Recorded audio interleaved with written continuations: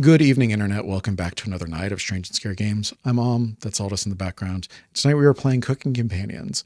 This is a horror visual novel with friendship and dating sim elements to it about people in a cabin with a cook.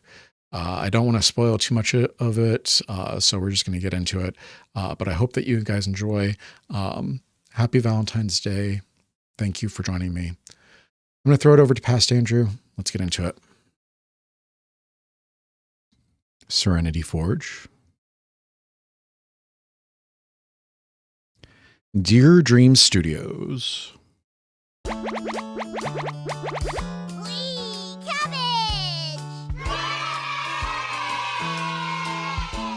I get you in full screen? Thank you. Perfect.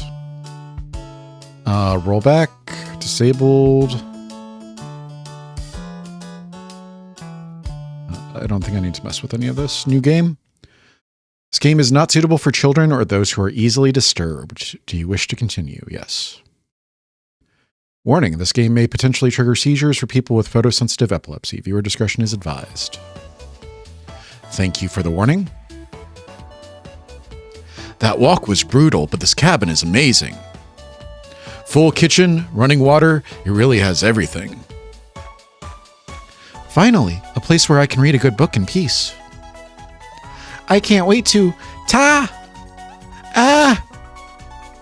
achoo. I'm sorry, everyone. It must be the dust. Get those allergies under control, Mariah. Don't worry, guys. I'm sure with a little elbow grease, we can make this cabin shine. So, are you volunteering to clean, Gregor? No. Not many supplies here. Guess we'll have to go out and get what we need. There's a fireplace for making stew, so let's gather up some firewood, okay? Leave that to me, little guy. I'll tidy up around the cabin. Need to save Mariah from dying due to this dust. Hey! Allergies are nothing to joke about, Karen. She's not dead yet, Pipsqueak. Calm down. Thanks, Anatoly. I think I'll go foraging outside. With over 450 mosses, 900 fungi, and 70 slime molds, there's bound to be treasure up here. Roughing it is fun. Anatoly knows so much about edible foods. We're in good hands. I think the slime molds would be most delicious. Most certainly not. What about the fungi? Do you even know which ones are poisonous? I could figure that out. You can be the canary in the coal mine, Anatoly. I'm not ending up a corpse here. Eek! Keep both eyes open, little guy. Plenty of wolves and brown bears around. They won't be a problem. I read up on 10 different techniques to incapacitate them. Number 1 is... Anatoly? Oh yeah. Sorry, Mariah. Got carried away again. I'll help Anatoly look for food. I'm definitely better at warding off wild animals. If we come up empty-handed, we can always eat some of the food we brought. You mean the emergency rations? Bad idea, chump. Hey, Anatoly and Mariah are getting the food. Gregor is gathering the firewood. That makes you our designated chef. Everyone's looking at you expectantly. You nod. Very excited to try your cooking. All right, everyone, let's go to work while there's still sunlight. Later. Mariah, Anatoly, Gregor. The 3 exit the cabin, leaving you and Karen alone. I think Anatoly put the supplies in the kitchen. Thanks for helping out with the cooking. Tutorial: to save the game, right-click or hit the escape button on your keyboard to pull out the menu.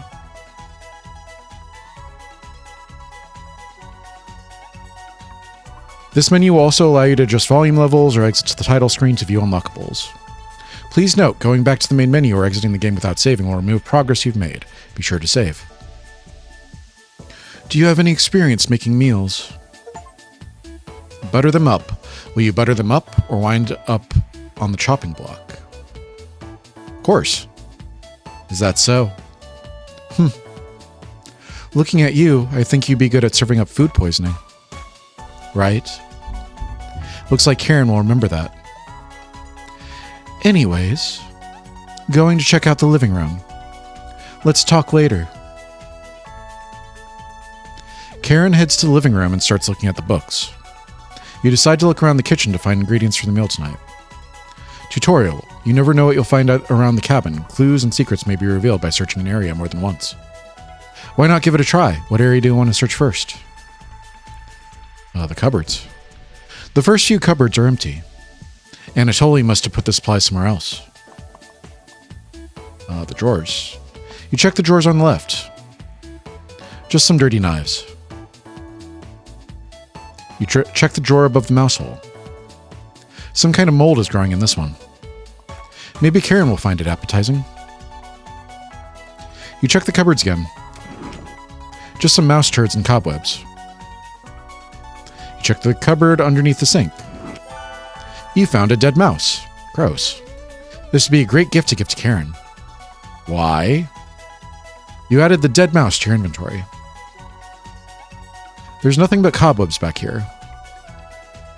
Thankfully, no spiders. You look at the wood logs closer. This is just a pile of Norway spruce. The Norway spruce won't burn as well as oak logs. These would be useless during a snowstorm. These logs are less dense, won't fill the cabin with a heavy smell. Perfect when you want to smell a good meal. The supplies aren't anywhere near here. You put the dead mouse back in the cupboard. Karen's not ready for the dead mouse yet. You notice the letter L engraved on the left side of the cupboard. What a fitting gravestone for the mouse. You check the drawer above the woodpile. Something is making it difficult to open. You pull it open with all your might.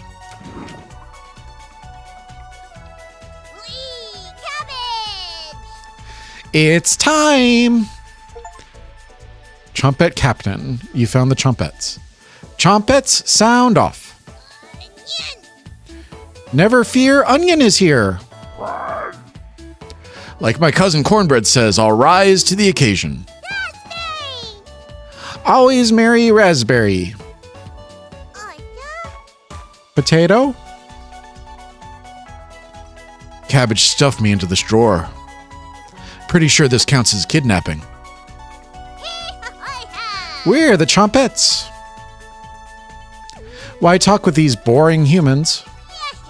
All they have to give you is drama. Come chat with us instead. We'll share valuable recipes you can cook. We'll share with you our secret trumpet recipes. Collect them all to become a 5-star chef. You can find unlocked recipes in the main menu under Extra, but be sure to save the game. To celebrate, here's your first recipe card. Roasted eggplant with sesame and pomegranate. Meat-free. Food's here. You found the first unlockable recipe. If you ever want to talk, just come to the drawer. Trumpets! Let's move out.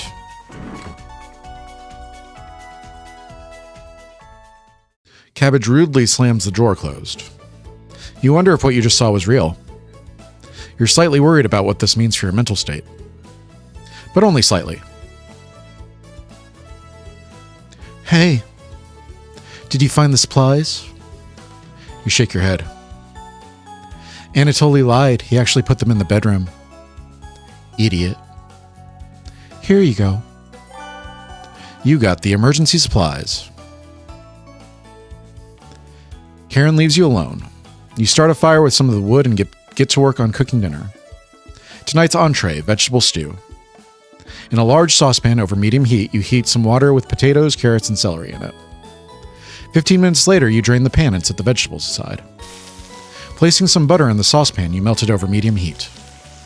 Throwing some chopped onions in, you cook it for about 10 minutes. The onions are tender and translucent. Perfect. You next mix in some flour, salt, pepper, and heavy cream into the saucepan, adding the vegetables to the mixture. Hours pass. We're back. More firewood than you'll ever need. We found some wild sorrel. Maybe tomorrow we'll have a bigger bounty. Anatoly's bearing the lead. We saw a red deer. Mariah, stop it. Mariah spotted it. Yeah, that's great. Anyways, killed 17 spiders today while you were out looking at deer. Yeah! That should come as no surprise. There's over 160 species of spiders here. Oh. 160? Don't worry, Mariah. I'm sure they were all in the bathroom or something. No. Almost all of them were near the couch. Yeah! I was going to sleep on the couch. That's where 16 of them were.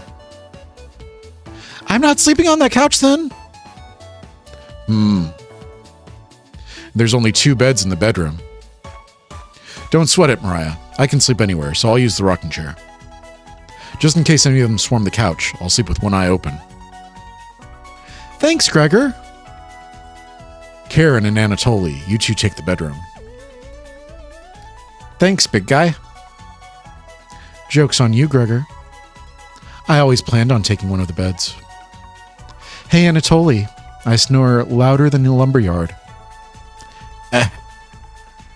Sweet dreams, chump.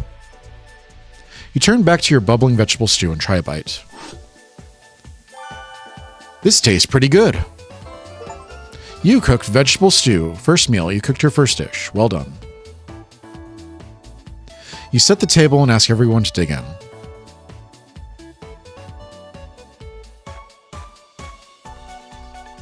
Oh wow, this smells delicious. Thank you. You must be a world-class chef. Karen takes a bite. It's bland as hell. Karen. Tastes like every other vegetable stew. So generic. Could probably use some meat next time. Gross. For a side dish, we could bake some bread and utilize the Fragaria vesca, commonly known as strawberries, for some jam. Nobody cares, Pipsqueak. Everyone laughs at Karen's polite ribbing. I don't think that's very polite. Nothing makes you happier than cooking a great meal for friends. Are we friends? Do we know these people? This could very well be the best day you've ever had. You go to bed stuffed. Day 0. Day 1.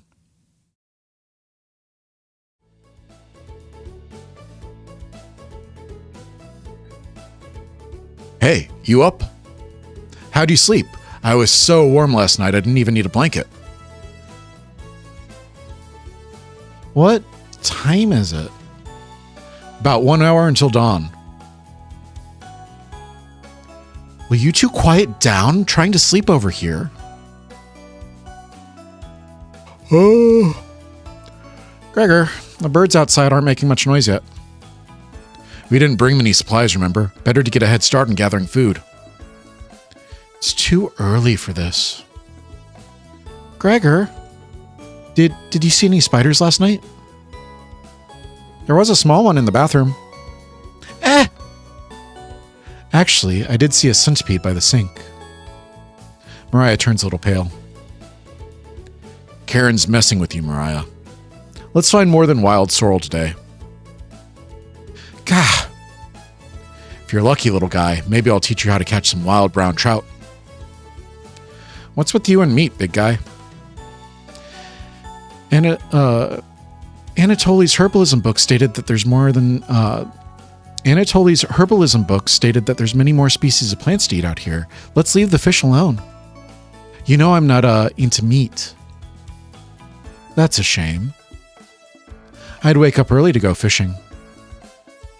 Cheer up, Karen. We'll get to observe the trout at least. Maybe we'll see more red deer today. That sounds like a waste of time, Gregor. Maybe we'll find some blackthorn berries. I love blackthorn berries. Huh. We'll be back later. Can you watch her stuff today? You nod. Thank you. Thanks. Huh. Don't steal anything, okay? You nod. Mariah, Anatoly, Gregor, and Karen leave the cabin with a skip to their step. You're alone, but thankfully you have a drawer of trumpets to keep you company. Tutorial. Each day you'll be asked to explore a different part of the cabin. You only get one choice, then the day will end. Choose wisely. What do you want to check out today? Let's go ahead and save.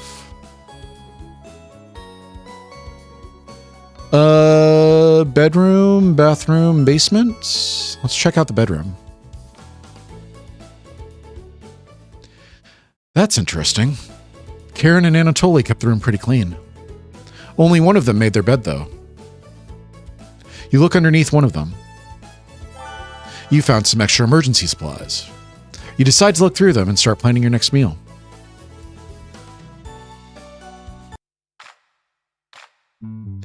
We're back. Hee. Knock it off, Mariah. It's pretty rare to be scared of one. It's not. Who knew the big guy would be so scared of it? Shut up. You don't understand. I don't think anyone understands, Gregor. It was just a marmot, Gregor, not a monster. Mariah laughed so hard that your ears rang.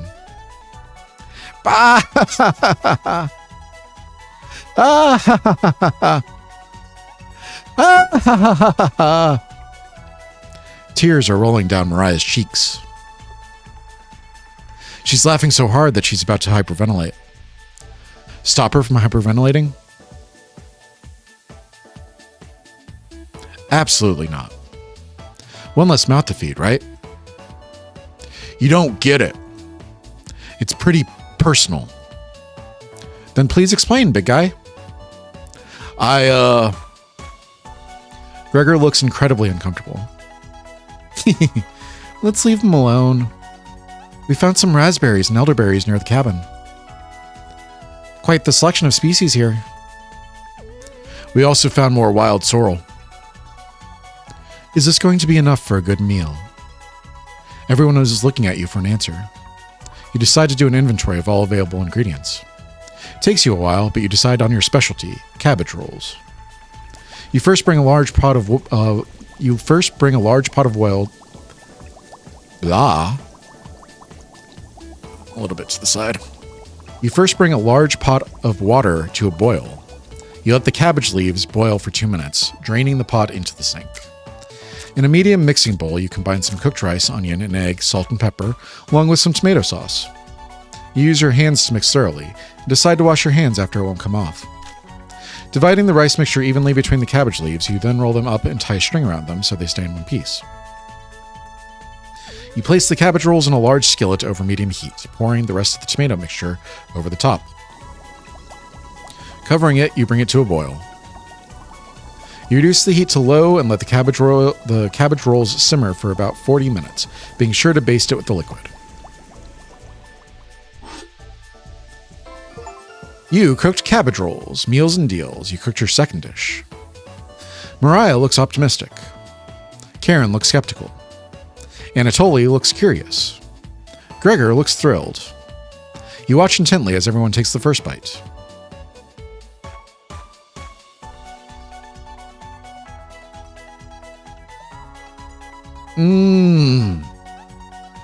That's pretty darn good.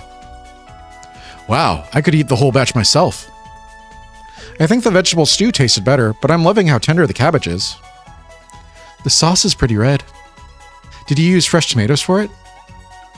It really adds to it. Spoon some of the liquid on top of it. You'll thank me later. Incredible. It's definitely growing on me. This really was something special. Thanks again for cooking. I'm over Gregor's face. I'm sorry. Everyone leaves the dishes behind for you to do. Shouldn't they be doing the dishes? Why am I cooking and doing the dishes? Dishes can wait. Everyone goes to bed full and happy. You asleep instantly? I'm assuming that's either you asleep instantly or you fall asleep instantly. I'm not sure if there's something misspelled or if there's something missing. Tomorrow will be another great day. Day 2.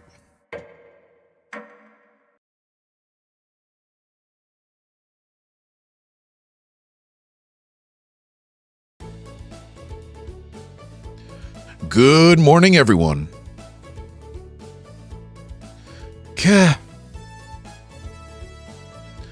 Again, Gregor.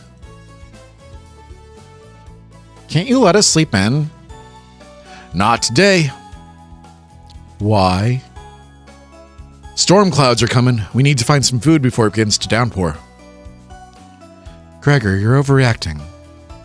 We have enough food to last us a while. Enough food?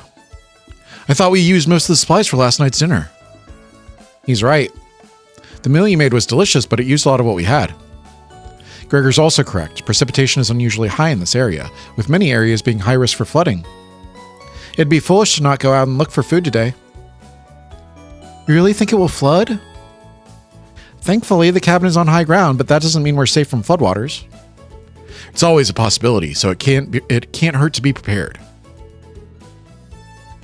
You're losing it, Gregor. Karen, there's nothing to worry about. I think Gregor's right, Karen. Huh? It won't hurt to prepare for the worst. Huh. I think she's right, Karen. Fail to prepare, prepare to fail. Anatoly, let's go out and prepare for the storm. Foraging should be a key priority today. There are plenty of edible foods and it has better odds than trying to hunt. Give me a few minutes and I'll plot out our route on some paper. Let me help, little guy. Anatoly and Gregor head to the bedroom to consult the map. Mariah and Karen are still hanging around. Tutorial. Unfortunately, you can't make everyone happy. When given a choice to speak to a character, choose wisely. You can only select one of them. Try to max out your bond with certain characters for unique dialogue and scenarios. Which one would you like to talk to? Mariah. Mariah is paging through some of the books on the bookshelf. You walk over to her.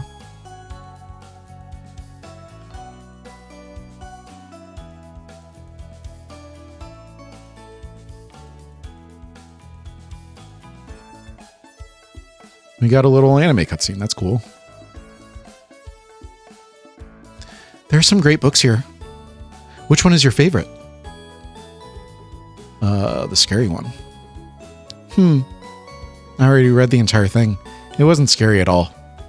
Very surface level horror, a cheap imitation of real horror. Ending with a woman screaming, does that even count as an ending? You tell her it's a prequel to another book. You're kidding, right? I've lost all faith in authors. You know Frankenstein, right? Not the 1931 film, the book by Mary Shelley. It started with a boat around the North Pole. It definitely had more to say than the film. Or this book. Mariah is judging your choice harshly. You're pretty sure she'll remember that. Well, damn. Gregor and Anatoly come back from their meeting. Gregor is blushing slightly. Hey, can you cook something while we're out? You nod. Thank you. All right, everyone, we have our route now. Let's beat those rain clouds. The group leaves, determined as ever. You have the cabin all to yourself. What's that noise? Sounds like it's coming from the kitchen. More trompettes. Huh? Radio? What's going on with that radio? You didn't even notice it on the ground when you walked in. Did somebody leave this radio here? It looks newer than anything you've seen before. Seems to be broken. Better hold on to this. You got the strange radio. Are we in Silent Hill? Before you cook dinner, what should you check out? I guess let's check out the bathroom?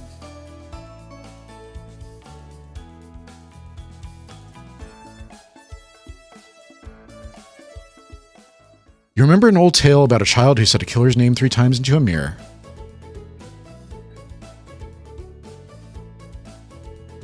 But you can't remember how it ended. You're too frightened to even try it.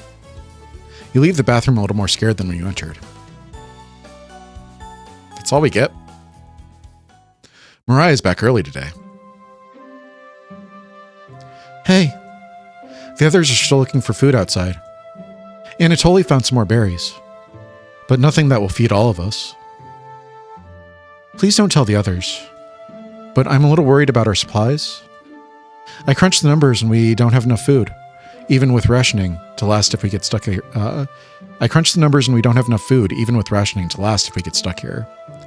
Mariah seems disappointed in your inventory management. Can you try cooking with a little less this evening? You nod. Thank you. You've done such a great job with meals so far. You're very sweet.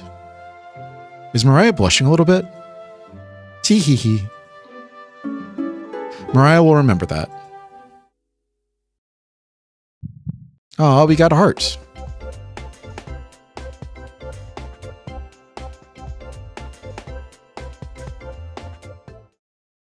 Maybe you can teach me to cook sometime. You nod. Looking forward to it. You could hold cooking classes here someday. Rudely interrupting a tender moment, the others burst into the cabin.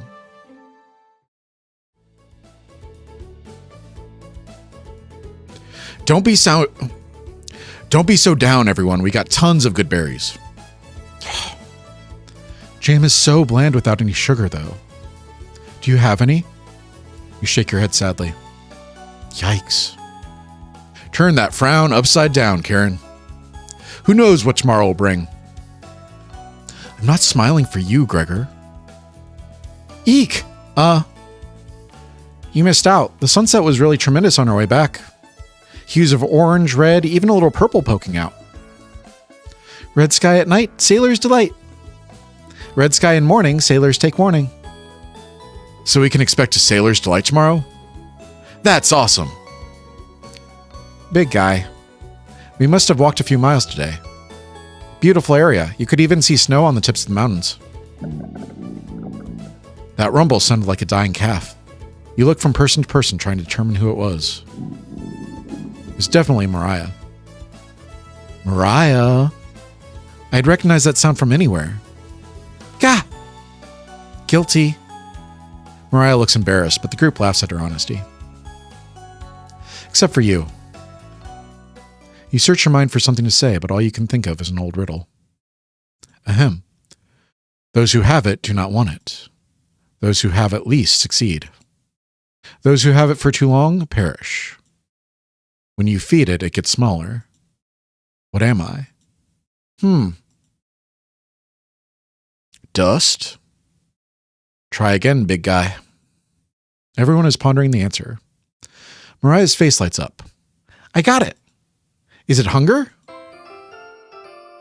Correct. That was my guess. So, what's on the menu tonight, chef? Bread and jam. You crush the berries in your small mortar and pestle, spreading it on some crusty bread. You cooked raspberry jam and bread. The bread's a little tough.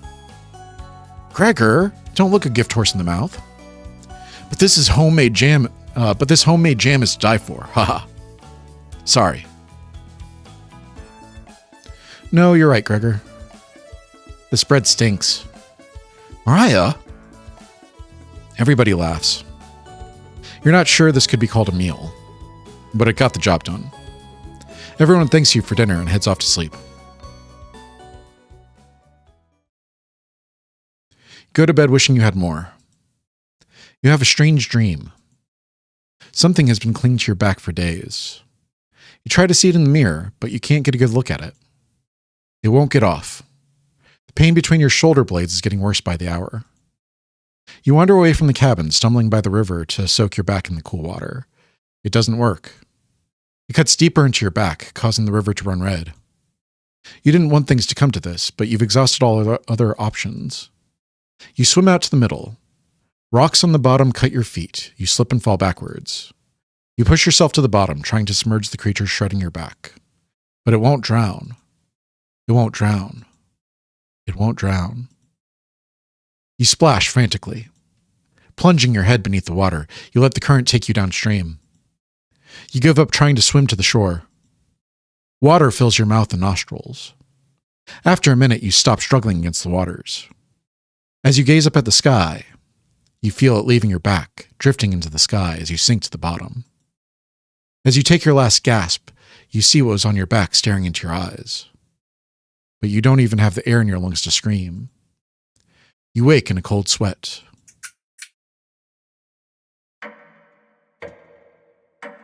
Day 3.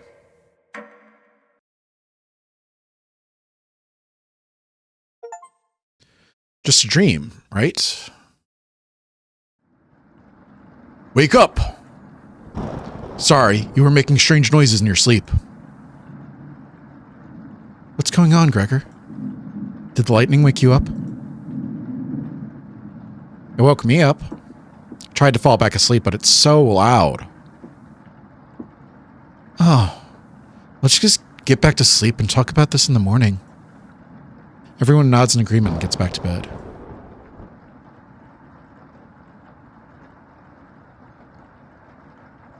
Except for you. You can't fall back asleep. You still have goosebumps from the nightmare. Karen's snoring is making the wall shake. You don't sleep a wink, opening your eyes when you hear Anatoly slamming the door. He sounds petrified. I looked out the door and we're completely surrounded by floodwaters. Looks like sailors take warning was more appropriate for today. Maybe it'll clear up for tomorrow. You're no optimist, Karen. Yeah. That's all Gregor has going for him. He's also good at chopping wood, though. Knock it off, you two. Mariah, do you think it'll clear up tomorrow? I give it a 27% chance? Based on what? I was bored stiff, so I read a book on local precipitation levels. Anatoly, you're a book nerd, right? Why didn't you read it earlier? Couldn't make it past the cover. Is that right? Yes. That bookshelf has some great books on artisan crafting and natural sciences. Why let them sit here gathering dust? How did you arrive at a 27% chance of it clearing up tomorrow? It's easy. Take the time of year, multiply it by a factor of... Mariah begins to explain meteorology to you. She isn't dumbing any of this down. It's similar to where... So the first thing you need to understand, minutes of explanation feel like hours. You look over at Anatoly. He's listening intently to Mariah. So intently he hasn't blinked yet. You can see his eyes drying up. A tear rolls down one of his cheeks. This is brutal to watch. Mariah finally wraps up her lecture, ending with a bow. Nobody claps. Tough crowd. Mariah, that was awe-inspiring. You lost me a few minutes in, but it's okay. I didn't understand a word of it, haha. Yeah. Anatoly turns to you. There's no telling how long this will last. We can't leave the cabin until these floodwaters stop. I know our food situation is a little tight, but I know you'll make the right decisions. I believe in you. Me too. Looks like we have enough leftover berries from our bread and raspberry jam. I'll pass on the jam. Just give me more crusty bread. Everyone laughs. Except for you. With everyone stranded in the cabin, you need to keep everyone fed and happy. You sneak out to the kitchen while everyone's still talking. You get out some crusty bread and get to work making some more jam. With the kitchen to yourself, you decide to check in on the Chompettes.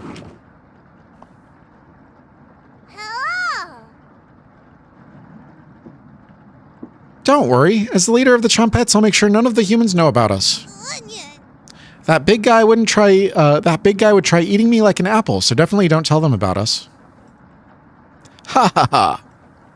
Are your plans going awry? Ha ha ha. Got another cornbread classic for you. Did you hear about the bread maker's bakery burning down? No? Her business is now toast. Ha ha ha. That one's a little stale. Do you know how raspberry and milk were introduced? You tell her no. Raspberry! Raspberry milk shake. You let out an audible groan. Ha ha ha. Did cornbread teach you that one? Nope. Wasted an entire day on it. It was well worth the time and effort, Raspberry. Maybe you'll win the annual Chompette comedy competition this year. Raspberry! Of course. Onion! Not while I'm here. I won't choke on stage this year. Isn't that every year, Bread? We still talk about the closing, that closing joke, Bread. You're going to do great things this year. Anyway, don't even think of eating us if you're hungry. Chompettes stick together through thick and thin. Rain or shine. Feast and famine. Potato, I swear to God, repeat the line or we're locking you up again. Life or death. That's right. Chompettes. Move out. The Chompettes somehow managed to close the drawer on themselves. You bring the crusty bread and jam into the living room.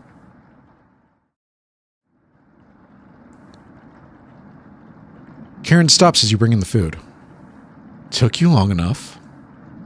Karen looks at the 2 slices of bread left in the mason jar of raspberry jam. There's mold on these last 2 slices of bread.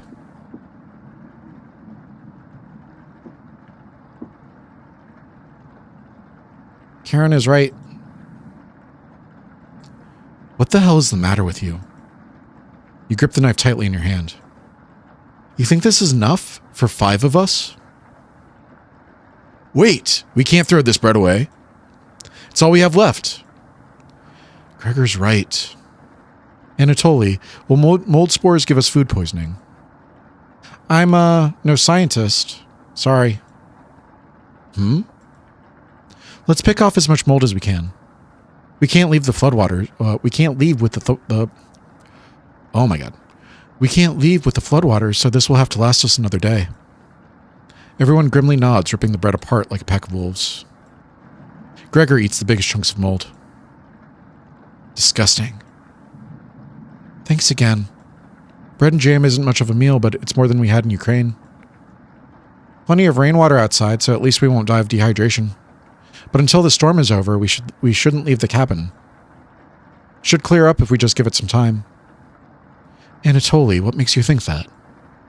One of the books had weather reports. You're illiterate, so that's a lie. Eh?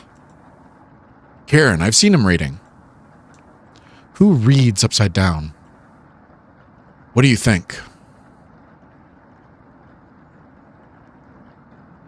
I don't know these people.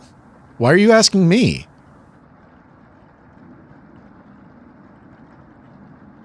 I don't want her to be correct, so she probably is correct. It's...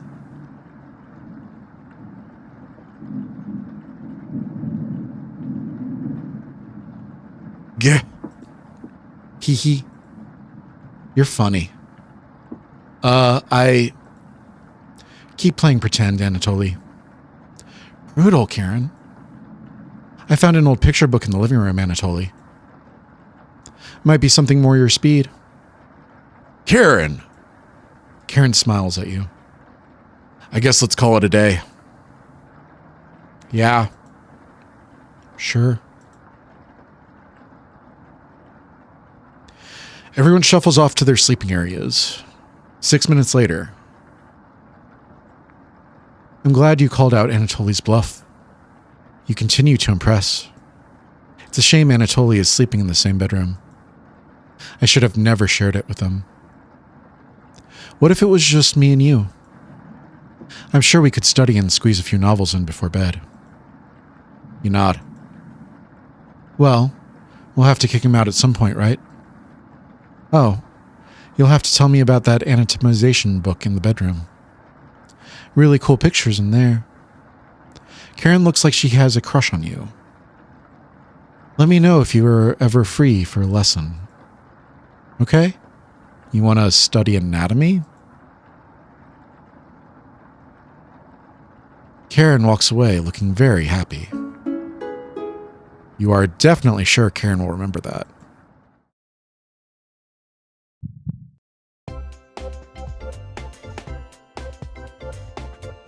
But I like Mariah better than I like Karen.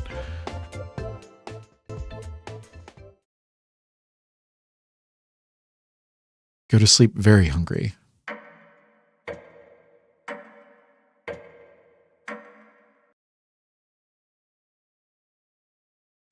Day 4. You don't dream the entire night, but you sleep through everyone waking up. And that's how fast a deer could run if startled. Whoa. Incredible. Impressive. Oh. I wish we had a deer here. With the food getting lower, let's just skip today's meal. No. It's only for one day. Various cultures and religions have practiced fasting throughout history. That doesn't make us feel any better, Anatoly. What options do we have? Our food wasn't rationed properly. Anatoly leaves, mumbling to himself. So passive-aggressive of him. Everyone moves to a separate area. Karen in the bedroom, Gregor in the living room, Mariah in the kitchen, and Anatoly in the bathroom. Who do you want to speak to? I think let's keep going with Mariah for this run. Maybe we can do a Karen run next. Oh! Didn't hear you coming. Ha! I was just double checking if there was any food we might have missed. But I couldn't get this drawer open. Could you give it a try? You nod. Great. While you do that, I'm gonna get some more reading done. You think Mariah will remember that? Your relationship is stronger.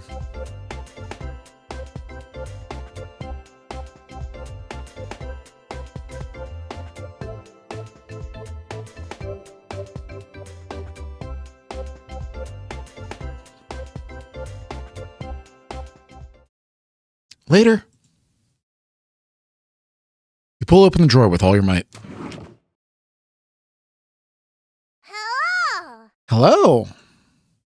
Is the thunderstorm keeping you up at night? You just need to roll with it.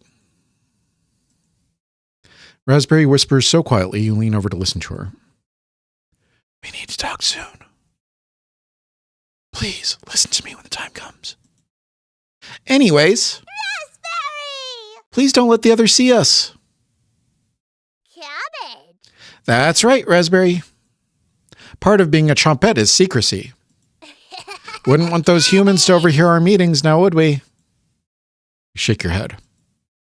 Good. Chompettes. Roll on out. You shut the drawer. Everyone looks pretty down this evening. It won't stop. You're all doing great, just a little longer. I'm so hungry. Me too. You wish everyone a good night and get ready for bed.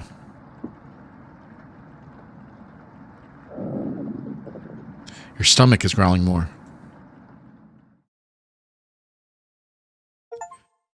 Wake up. I said, wake up.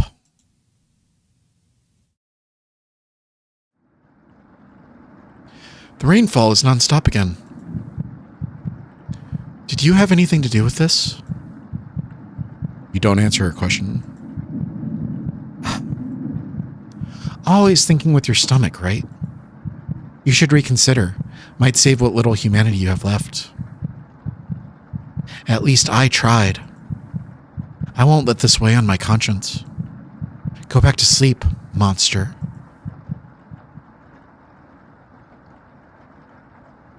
What did we do? You quickly forget about Raspberry's conversation. I don't. I'm going to remember that. You have a strange dream. A boy is yelling at you in the kitchen. You keep telling him to lie down on the tray, but he keeps screaming at you, calling you names. So you show him how it's done. You lie down on the tray and make your body as flat as a board. A smile crawls across his face. His anger turns to courage, and he pushes you into the oven. As the stench of burning hair fills your lungs, you see him sneering back at you. You wake up in cold sweat.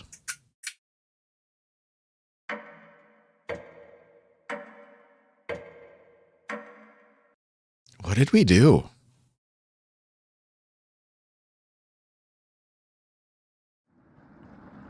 Everyone seems to be sleeping in later than normal. Their stomachs must have kept them awake all night. The rain is still pouring outside. You can barely make out the trees from the windows. You hear Mariah getting up. She looks petrified. I couldn't sleep.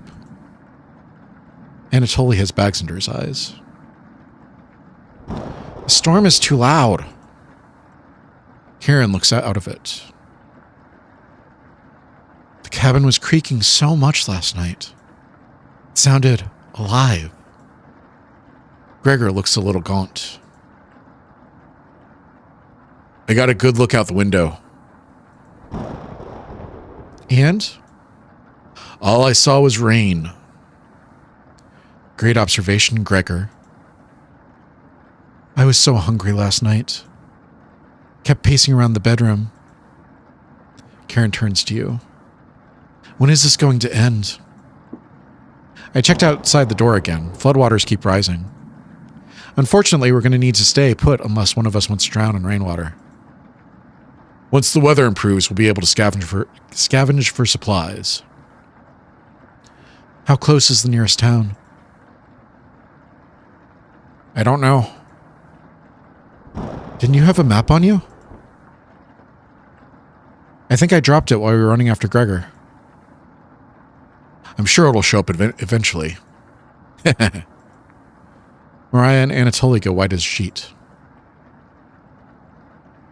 How are we going to find our way back now? We'll have to ride out the storm. Mariah looks at you. We're down to our last slice of bread. I don't know how much longer we can put off eating. The group stares at you. We'll clear up in no time. Maybe you're right. The group looks worried. They all gravitate to different areas. Gregor's fake optimism is worrying, and Mariah is having trouble. Which one do you want to speak with today? I'm going to keep speaking with Mariah. Brr. It's cold as hell over here. I'm surprised Gregor isn't freezing to death at night. How does he do it? Explain to Mariah how the size of a person and fat content contributes to their temperature. Yeah. Wish I was as big as Gregor. But to be honest, I'm happy with brains over brawn. Do you know what he wanted to do for a career? Mariah does her best Gregor impression. Cut trees and sleep under the stars. How boring is that? Depends on the person, but pretty boring. You're so funny. Thanks for coming in and chatting with me. Mariah blushes a little. You make it easier to pass the time. Thank you. Pretty sure Mariah will remember that. We're doing good. Your relationship is stronger.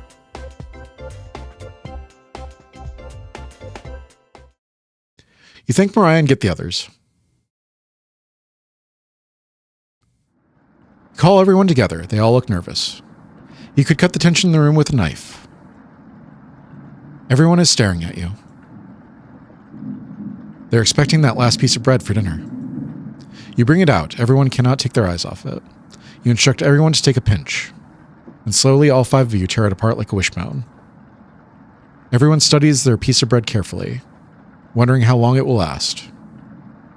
Karen is the first to eat hers, chewing each bite for a few hundred times before swallowing. Anatoly chews it cautiously, slowly swallowing as he looks at the others. Mariah nibbles on it silently, eyes wide, moving from person to person. And Gregor just pops in his mouth like a cherry. He inhaled it. The group thanks you awkwardly. It's not much, but you've run out of options. You wish everyone good night and get ready for bed. You go to bed starving.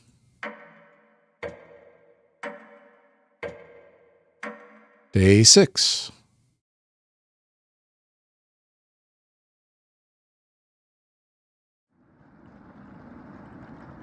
Good morning.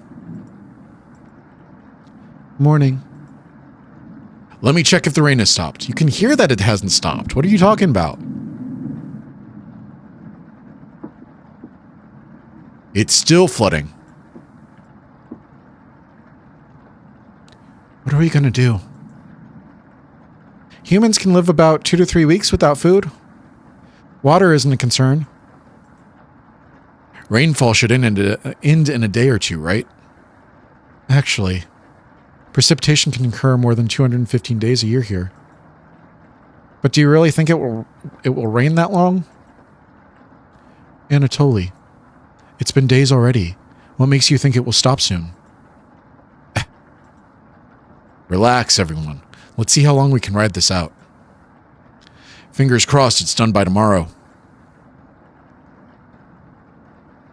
Panic is slowly creeping in.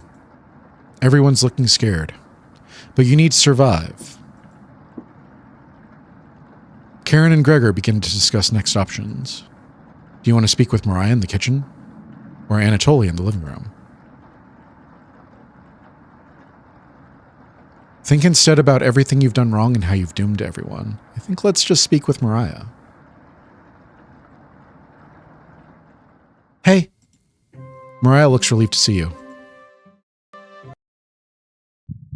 Relationship is stronger. That was fast. Are we going to talk to her? How are you holding up? Better question, how are you holding up? Not very good. That's very sweet of you to ask. Mariah's looking at you intently. She gets a little closer to you.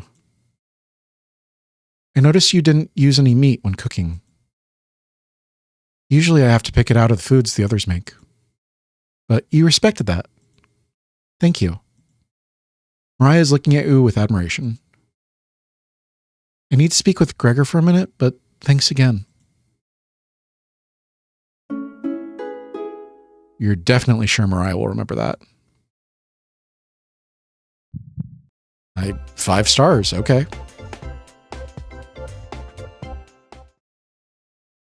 You decide to check out the drawer again.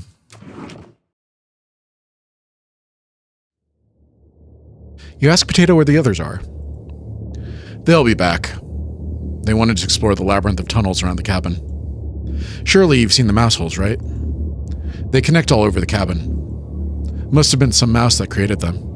Or something worse. Anyways, I'm not going to sugarcoat this. Things are going to get worse from here on out. You have a feeling Potato is telling the truth. You realize some drool is leaking out of your mouth. Disgusting. Don't even try to eat meat. You just get deathly sick if you tried. From the look of you, you need to retain all the water you can. From rationing to cooking, you failed every common sense measure for basic survival this week. You knew something like this would happen, right? Never mind. With floodwaters rising and no food now, I think it'd be a great time to go over the fundamentals of starvation with you. When experiencing starvation, there are 4 factors that will determine if you live or die. Age, height, weight, and your degree of activity or inactivity. You've been especially lazy, so I think you'll survive a little longer than the others.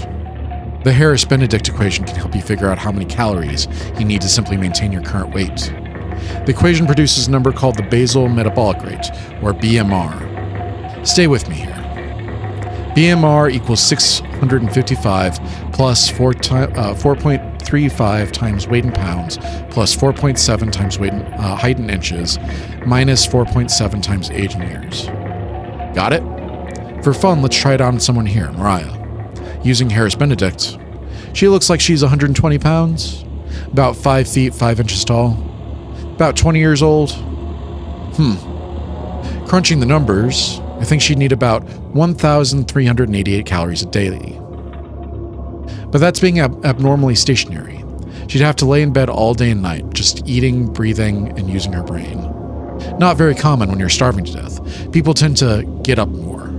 If she was being very active, let's say swimming through floodwaters, we need to multiply that 1,388 calories by 1.9. So now she needs 2,638 calories per day. That's quite the difference, especially if you didn't ration the food properly. Which you didn't. I guess that wraps up our first survival lesson. Hopefully we'll never have to speak again. Okay?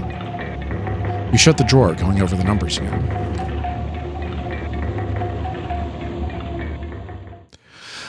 I don't think any of us can take this much longer. Gregor's voice starts to crack. I don't want to ask this, but it's time. One of us needs to go outside and search for food. Everyone is silent. I'll go. Mariah.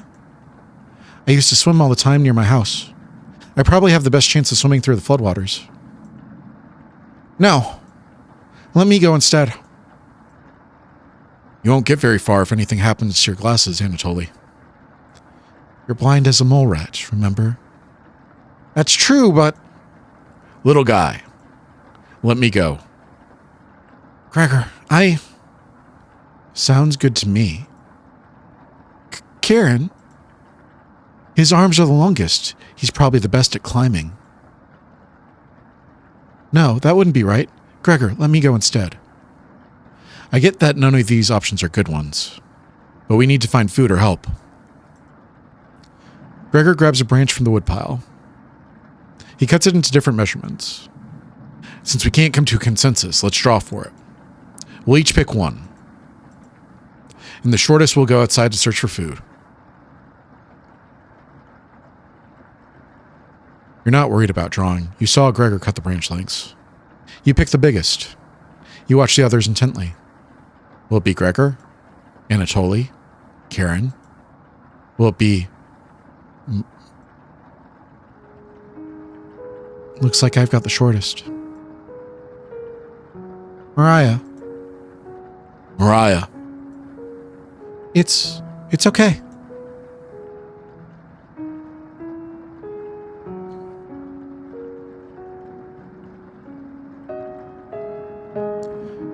I watched Anatoly forage earlier, so I'll know what to look out for. Just swim until you find higher ground, then scout the area.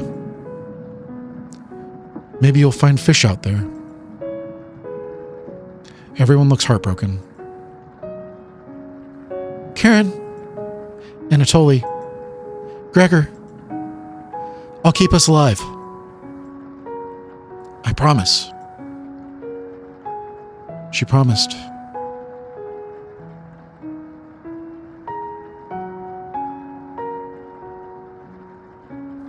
Everyone watches as Mariah leaves the cabin. The silence is deafening. Goodbye. The door shuts behind her. You can faintly hear her yell about how cold the water is. And then silence. Mariah has left the cabin. I'm sure we'll see her again.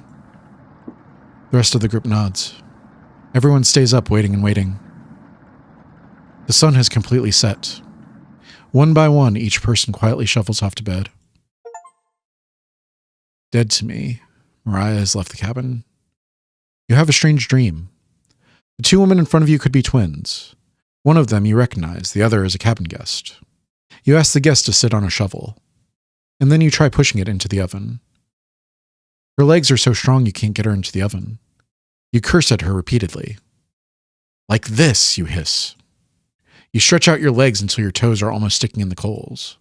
You feel 4 hands on your shoulders and both of them push you in. The familiar smell of smoke and burning hair caused you to throw up on the embers. You can't let it in like this. You rip the metal door off the oven, tearing through the wood logs of the cabin. Screaming, you chase the two of them through the woods. One of them looks behind her, eyes widening when she sees you. She's terrified. You've never been this angry in your entire life. You're gaining on them. They can't run forever. As you trample through the field of wheat, the guest throws a piece of cloth behind her. You catch the glint of it in the sun, golden. As if by magic, the earth splits in front of you, creating a chasm of fire below. You fall downward, screaming as your eyes begin to sizzle from the heat. Hellfire fills your lungs. You're unable to scream anymore. You wake up in a cold sweat.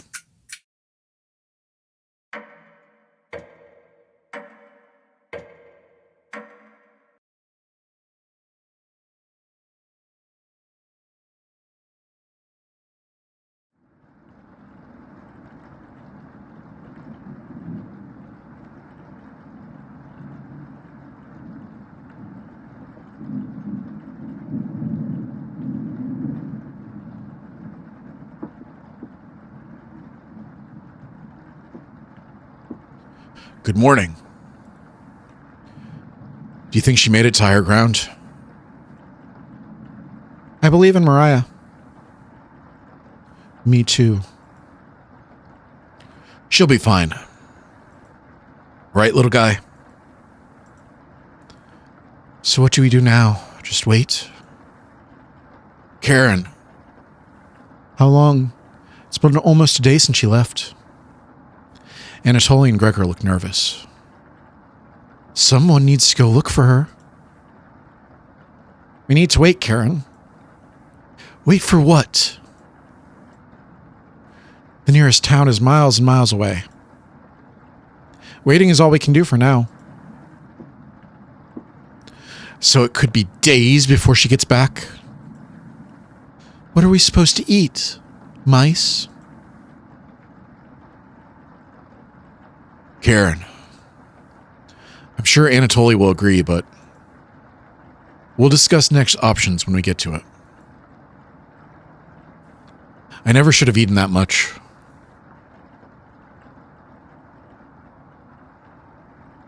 I'm... Karen's hands are involuntarily shaking. Gregor and Anatoly just nod in agreement. They don't even need her to elaborate. You're sure Mariah will make it back? She promised. Everyone retreats to a corner. What do you want to do today? I guess let's talk with Karen. Hey. You don't have to lie to me. I know Mariah's not coming back. I don't know where she came up with her being the best swimmer. I guess the only one that would know would be Anatoly. Last summer, Anatoly would watch her swim from the shore. He could have been a lifeguard, such a good swimmer. She never went under, but if she did, he would have pulled her out easily. Why would she lie about something like that? Karen seems deep in thought. Maybe it's better to leave her alone. Close the door softly.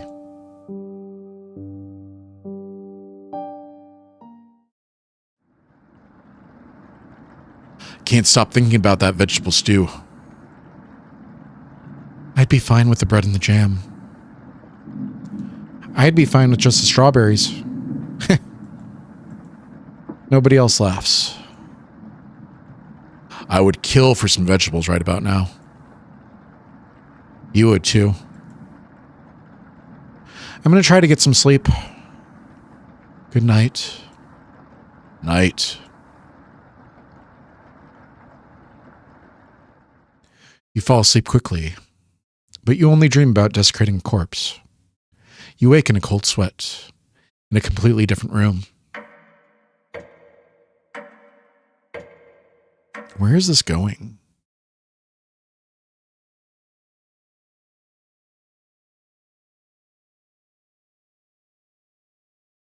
Good morning.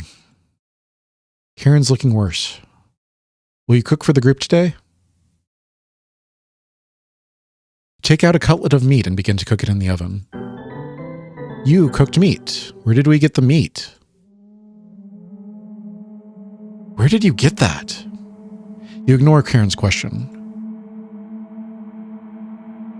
What's that smell? Gregor finally gets off the couch. Where did you... The three are looking at you, salivating. You take the charred meat out of the oven, cutting it into small pieces.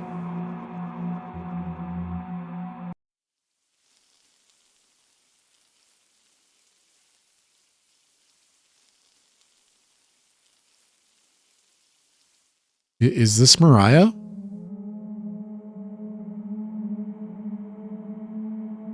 They immediately grab some off the plate, chewing ferociously. You take a piece and immediately devour it. Downward spiral, you ate meat. Do you have any more of this? You explain how the meat is stored securely, hidden, so you can ration better this time. I understand. Thank you.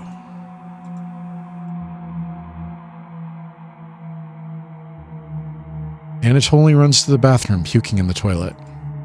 You can hear him sobbing for a few minutes. This taste is... Gregor wanders off. Anatoly returns, looking choked up.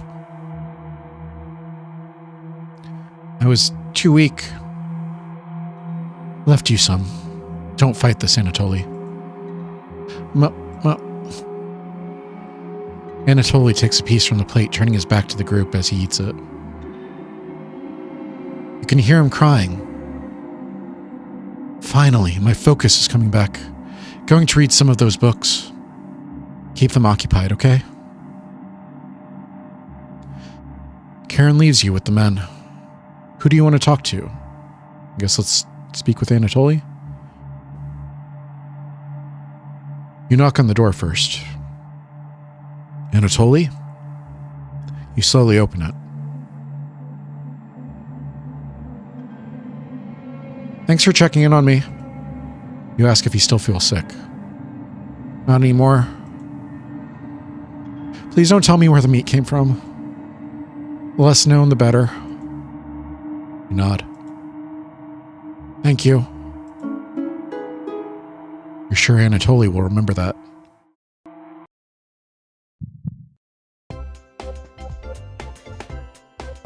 I don't think that's appropriate right now. Come on.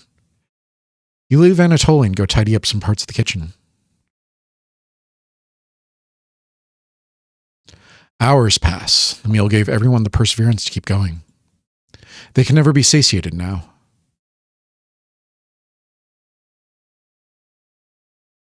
We've waited long enough. What's for dinner?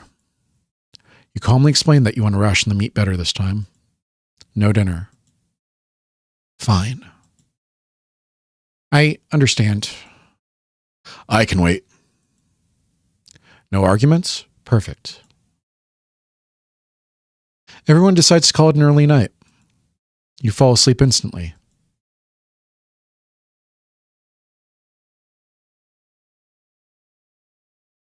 You have a strange dream. You're having dinner with the blacksmith, but he's not touching his food. The only light in the room comes from the oven. He clears his throat, stroking his beard. I can forge anything, he says. Your eye has been giving you issues lately, so you reply, forge me a new eye then. You laugh. But then the ropes come out. He ties you to your chair with a long rope to prevent you from moving. You rip the rope apart without even trying, so the blacksmith uses a thicker one. No turning back now. The blacksmith takes a hot poker out of the coals. It makes his eyes glow as he scowls at you. He slowly brings back the poker, aiming carefully for your eye, before plunging it in through your skull with a sickening crunch. The force of the blow throws you backwards a few feet. You're unable to break the ropes. The blacksmith stands over you, spitting on your body as he raises the poker again. You wake in a cold sweat.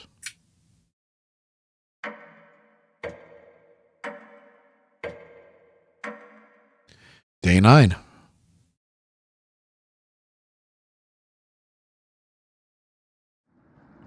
You wake up to see Gregor looking out the window. He turns to you, not smiling. Take a look out the window. Do you notice anything?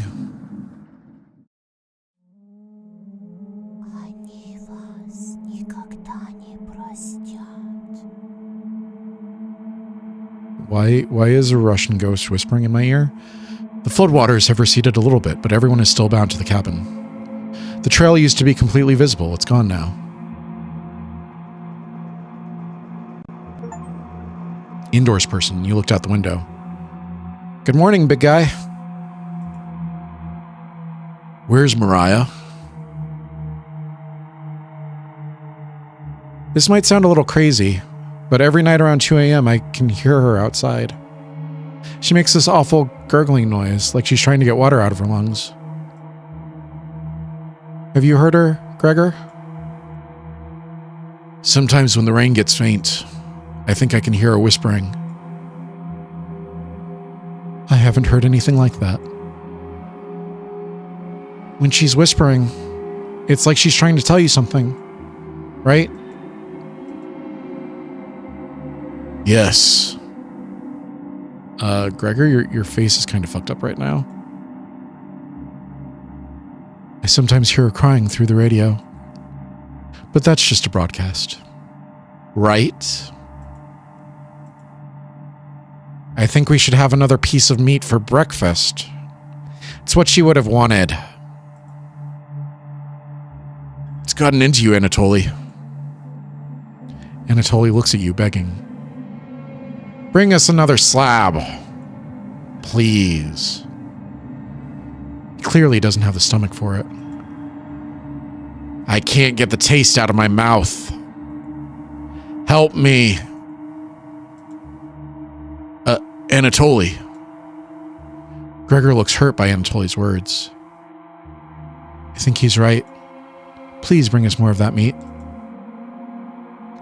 You grab some of the meat from your secret hiding place. You cut it into squares, adding it to some boiling cauldron water.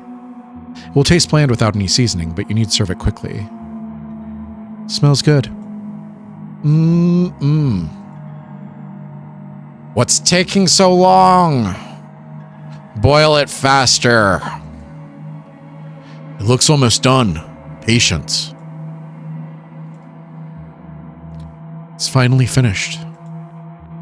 You serve the meat in bowls.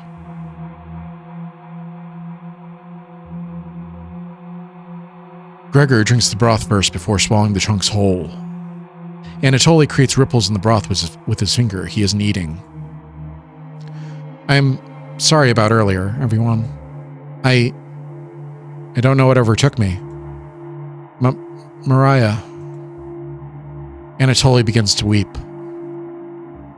You look over at Karen. You didn't notice her eating. There's just an empty bowl now. Something's wrong with Karen. Karen is staring right at you. How much more meat is left? You explain how most of it has gone bad. This is the last of it. How could you be so careless again? Remember Karen's knife. You need to think fast. What the hell are we supposed to do now?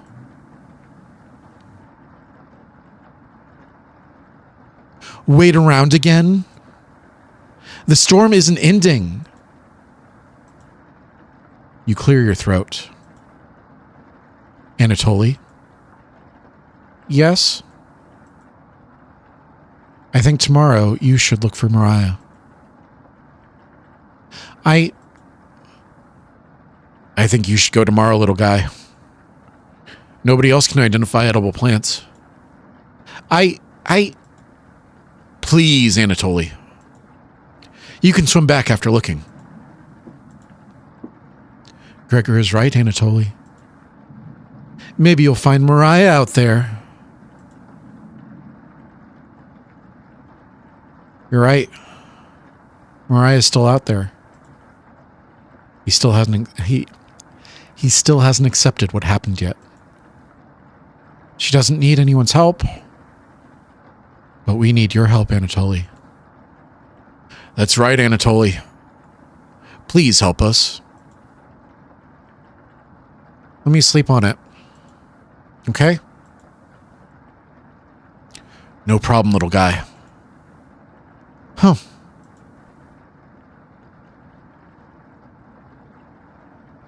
Everyone shuffles off to their rooms, reading books and knitting to pass the time. You go to bed ravenous.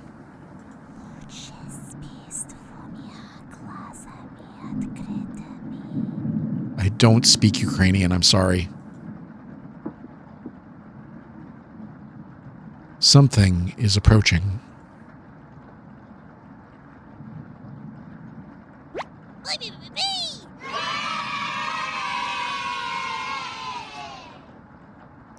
Don't be a crybaby, it's just me. Onion! Not going to be very sweet today. I'm worried about Anatoly. He's going to cave to peer pressure. Can you stop him from leaving the cabin? You don't answer, Onion. Please? Don't you trust my advice? You shake your head. Got a fun factoid for you. Did you know that leaving out an unpeeled onion in your room absorbs bacteria? It will help prevent colds and ward off viruses. That was a lie. People actually believed it in the 1500s. How embarrassing. Who would believe that? There even was a doctor in 1919 who tricked people into thinking it was true. Anyways, you know what smells worse than a raw onion left in a room? You! It's been a while since your last bath, right? You can't remember. Don't be a crybaby. Could smell you before I even came into the room. Onion. Yikes! So, can you stop Anatoly from leaving?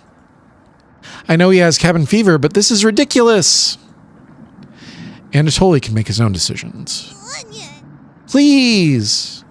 We don't need another one stalking the hallways, tapping on the windows, crying through the radio. You have the sudden urge to scream. Why do you think I've been using the mouse holes to get around? Onion. Scared to death that I'll run into her. Don't make me tattle to Cabbage about you. She can be as mean as Potato if you get on her bad side. Onion, onion. Just kidding, she's great. Anyways, when the time comes, just tell Anatoly you care about him and don't want him to leave. Even if it's only for me, okay? You can trust me. Now, if you excuse me, I need to work on some new ice skates. They're for the frying pan tomorrow. Nothing beats sliding around on butter. Onion. Later.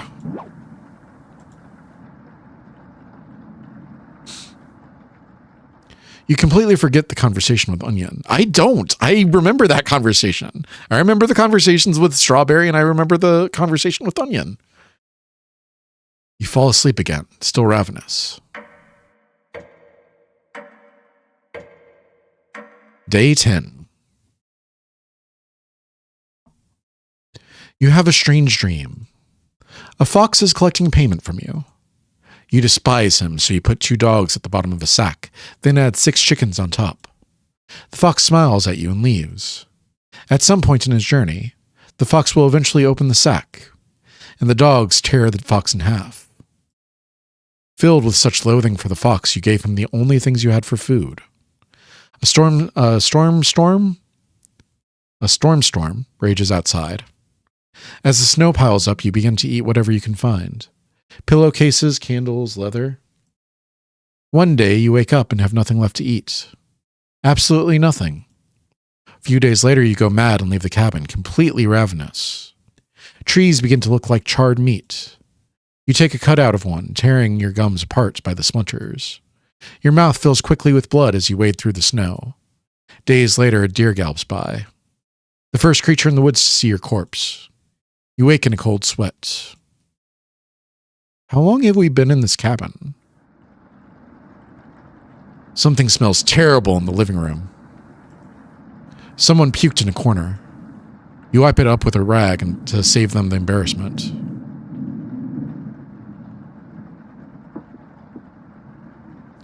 Good morning. Good morning, little guy. Bad idea. She's got a plan, Anatoly. Well, Anatoly, what's your decision? I barely slept last night. I could hear her whispers coming from the basement. She kept telling me to go outside. Huh. We don't want to rush you, but one of us puked last night. Really? Anatoly, my patience is wearing thin. You have 1 hour to make a decision. Why so quickly? Because I'm not waiting any longer. You can see the glint of Karen's knife under her dress. Best to watch out for that knife. Group disperses. Tension seems to be rising. You have 1 hour to kill. What do you want to do? Guess let's talk with Karen. Karen scares me, so... Hi. Keep this between us. I'm not giving Anatoly a choice today. He's going outside. Do I make myself clear?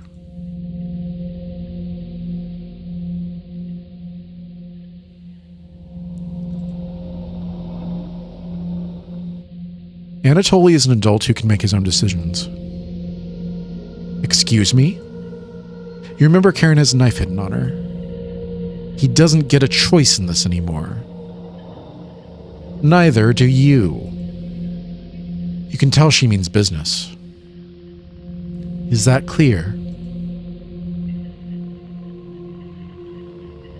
Yes, Karen. Good. Karen will remember that.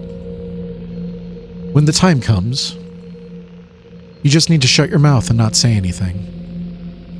Understood? No talking. This will be an easy request. You nod. Excellent. Get everyone together for a meeting. Let's get him to leave. Call everyone together to discuss the next steps.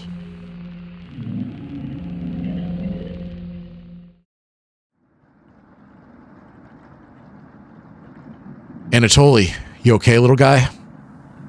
Anatoly looks pale, like he's going to pass out. Anatoly, have you made a decision? Yes. I'll help you all out. I promise. Thank you, Anatoly. Big tears roll down Gregor's cheeks. I'll miss you, big guy. I'll miss you, little guy. Huh. Thank you, Anatoly. I know this wasn't easy, but it's for the best.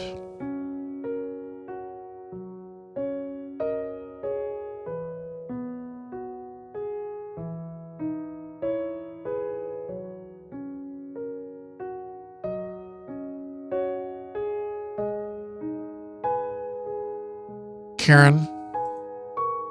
Yes? Gregor looks at you expectantly. Did you want to say something? Did you want to say anything to Anatoly? You say nothing. Goodbye, Anatoly. Goodbye, everyone. Good luck, little guy.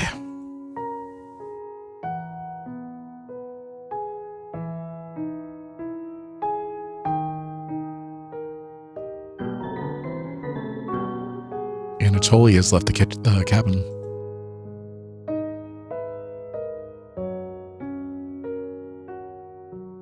See you soon, little guy. Guess all we can do now is wait. Good night. Karen goes to the bedroom to sleep. I didn't tell him the truth. Gregor is getting choked up. I didn't tell him. Missing him already. Gregor have a thing for Anatoly? Gregor curls up on the couch for the night, turning his back on you.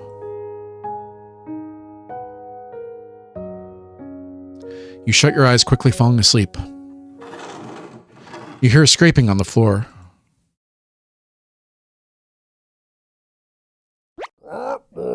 Found you.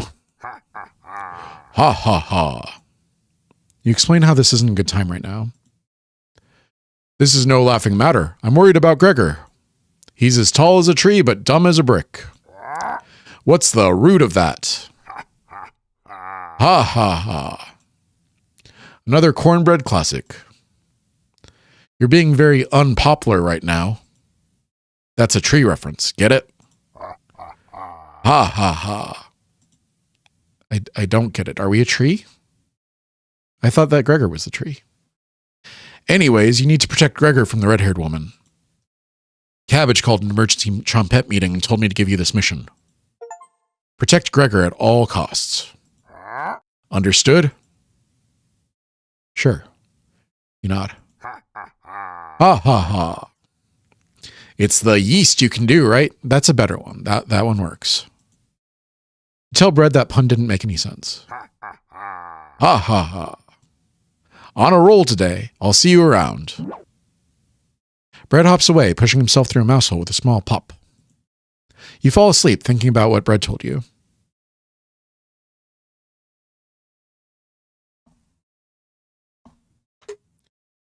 You have a strange dream.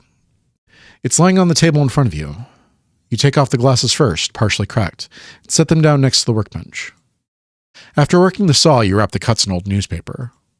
Some of it gets soggy immediately, so you decide to dry the cuts with a towel before wrapping. Much better. You hear something approaching. You clench a fist and get ready to strike whatever's coming for you. You wake in a cold sweat.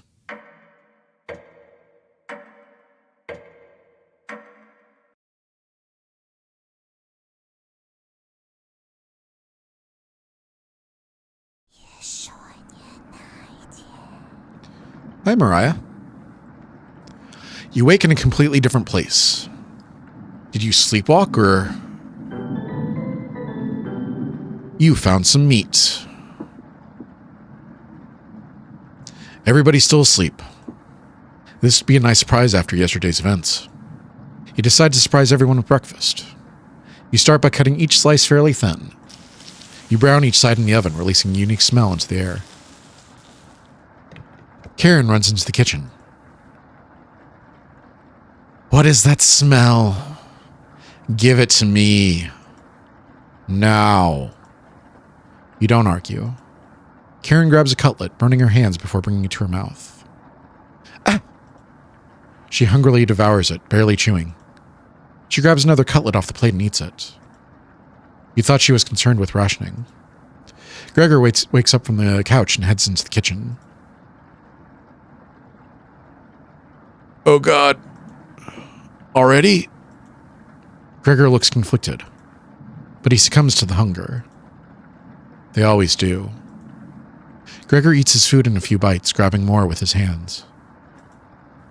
Tears start streaming down his face, but he doesn't make a sound. You join them, quickly consuming the meat on the table. I can think straight again. We'll be out of here in no time. No need to ration. Karen is sounding more determined than before. I'm gonna lie down on the couch. Try to keep this food down. Gregor crawls onto the couch, turning his back to you. Karen leans in close to whisper. I'm glad Mariah and Anatoly are gone. They were stopping us from bonding properly. How did you get so good at it? You tell, Karen. After one bite, it just made me feel whole again. Even with the nightmares, it's worth it. It took a few nights, but I fought back. And now it's all that I can think about. I read the book on necropsy. The text is ancient, but the diagrams are beautifully drawn. Very descriptive. How many years did it take you to perfect your art? You tell her. Yeah, right. I used to tell Mariah that you weren't funny, but that's not true. Sorry about that. You've grown on me. Karen pauses, deep in thought. You know Gregor can't swim, right? He'd be the next to leave, but he doesn't stand a chance outside. They always seem to come back, right? In one way or another. Why wait for him to come back? Karen hands you a vial of liquid. I think you know what needs to be done. This is a strong anesthetic. I want you to slip this into Gregor's mug tonight.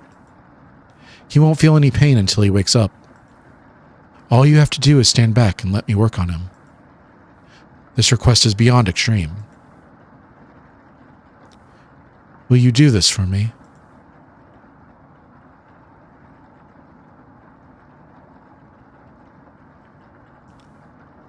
No. The right decision. You didn't assist Karen. Fine. Save that for a rainy day. I have everything set up by the couch. You don't have to watch. The restraint should be easy to apply myself. Gregor's strength is a farce. Gregor? Hi. Hey, Karen. What are you doing? Untie me. Oh my God. This will be over soon, Gregor. Ah! Stop! Oh! Gregor has turned silent. You leave her alone, going into the bedroom and crawling into the bed. Anatoly slept in. You fall asleep almost instantly.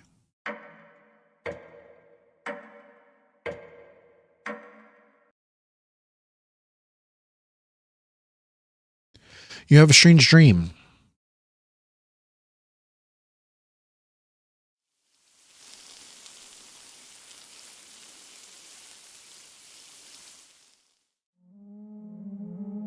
Wake up, sleepyhead.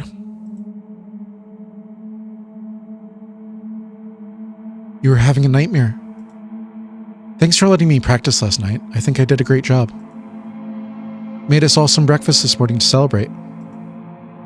Breakfast? With what? That's a surprise. Gregor already finished his. Took a few hours, though. Come on, let's eat. Get out of bed and head to the living room. Why? He's a little weak from the blood loss, but don't worry. Bandaged him up like a field medic. What is it, Gregor? Where are my... Maybe if you spent as much time reading books as chopping wood, you would have noticed the pages I was bookmarking in the necropsy book. What are you talking about? Do I have to spell it out for you? You're useless. You can't swim. How could you help us if you'd immediately drown? What? I put some of your limbs away for safekeeping. That leg was pretty tasty earlier, huh? Gregor goes pale. How's that for a big breakfast? Gregor looks at you. Don't even think about crawling away. If you leave this couch, I'll end you. We'll eat your fresh arm when everything else is gone. Let me start cooking some more of your leg. I'll leave you two alone to chat. This has gone too far. Hey. All I wanted was to keep everyone alive and together. But I failed. Are you disappointed in me? No, dude. Thank you. That means a lot to me. Growing up, my mother always made sure I never went hungry. Seconds, thirds, fourths. I was never satisfied. One day on my way home from school, I was walking past the town inn. Something smelled amazing. It was coming from a pile of trash. I dug through it and discovered a bag, a meal that was fresh out of the oven. At least, that's what I thought. I became severely ill with food poisoning, dry heaving into the toilet for hours. My mother rubbed my back and eventually carried me to bed. Like everywhere else, I was just here for the food. I'll never get this foul taste out of my mouth. She's going to keep eating me. I'm sorry.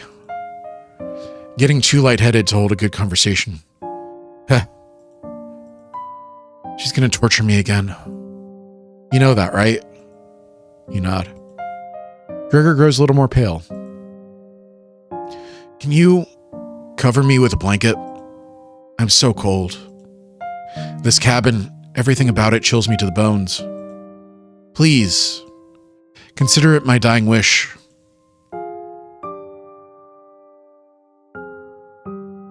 Thank you. Much warmer now. Watch out for that knife, okay? Gregor begins to look at peace. And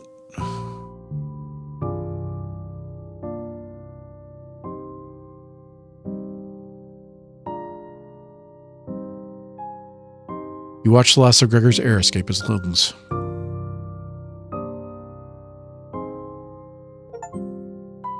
Goodbye, Gregor. Gregor has left the cabin. What the hell do you think you're doing?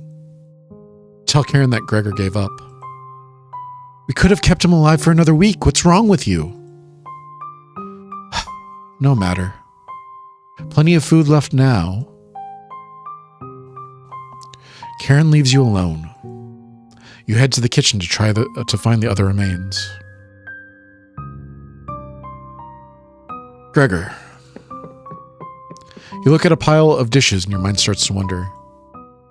Hello! Let's play hide and seek. There's 5 of us to find. Can you find all of us? The red-haired woman should know where the basement key is. And I bet one of us is hiding down there. She's whittling something in the rocking chair right now. So watch out for that knife. Probably best to avoid the knife. Wait. Isn't that your knife? Why did you let her have it? You shrug. As leader of the Trumpets, it's important you find all of us. So please don't forget any of us. Yeah! Good luck. Cabbage rolls away and tries to hide.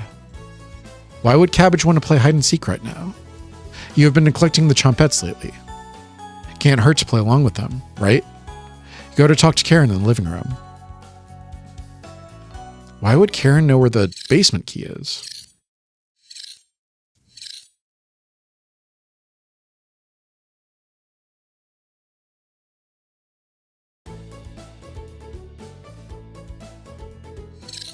Looks like Karen's just slicing away at a block of wood. Gregor's remains have been stored for safekeeping. Scrubbed all the blood out of the couch to save you the trouble. Yes? Have you seen the basement key anywhere? Wasn't it in the kitchen? Can't remember. I haven't seen the key. Maybe one of the Trumpets can help you find it in the kitchen. You decide to go look for it. Thankfully, there's not too many places for Cabbage to hide. Where do you want to check first? You open a few drawers. They're empty. They must have been full of the dishes that are piling up. Yikes. You open another. This one has a little dried blood in it. This drawer is empty too. Are all of these empty? More empty cupboards. These would have been great places to store spare meat.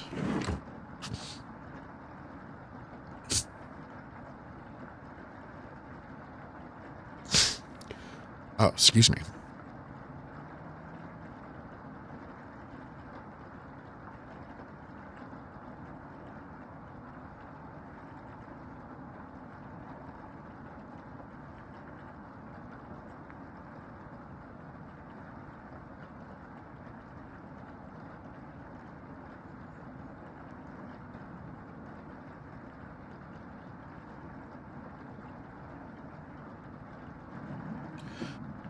You completely missed under the sink.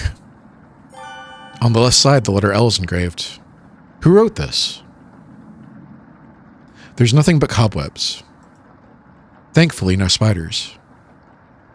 Actually, there's more behind the woodpile. Quite a few rat droppings. The dust is pretty thick back here. Cobwebs, rat droppings, dust.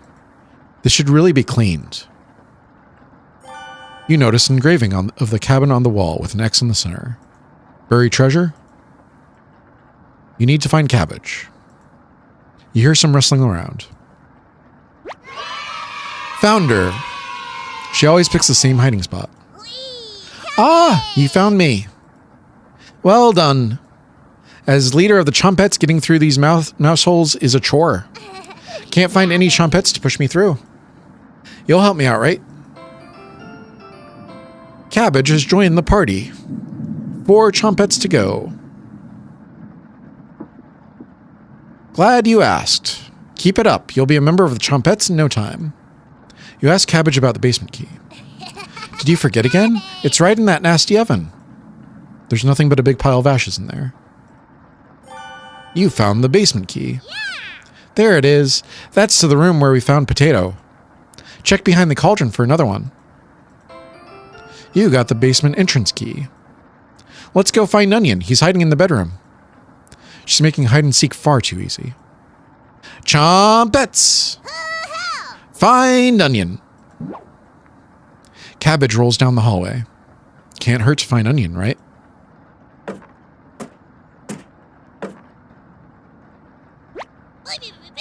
Found him.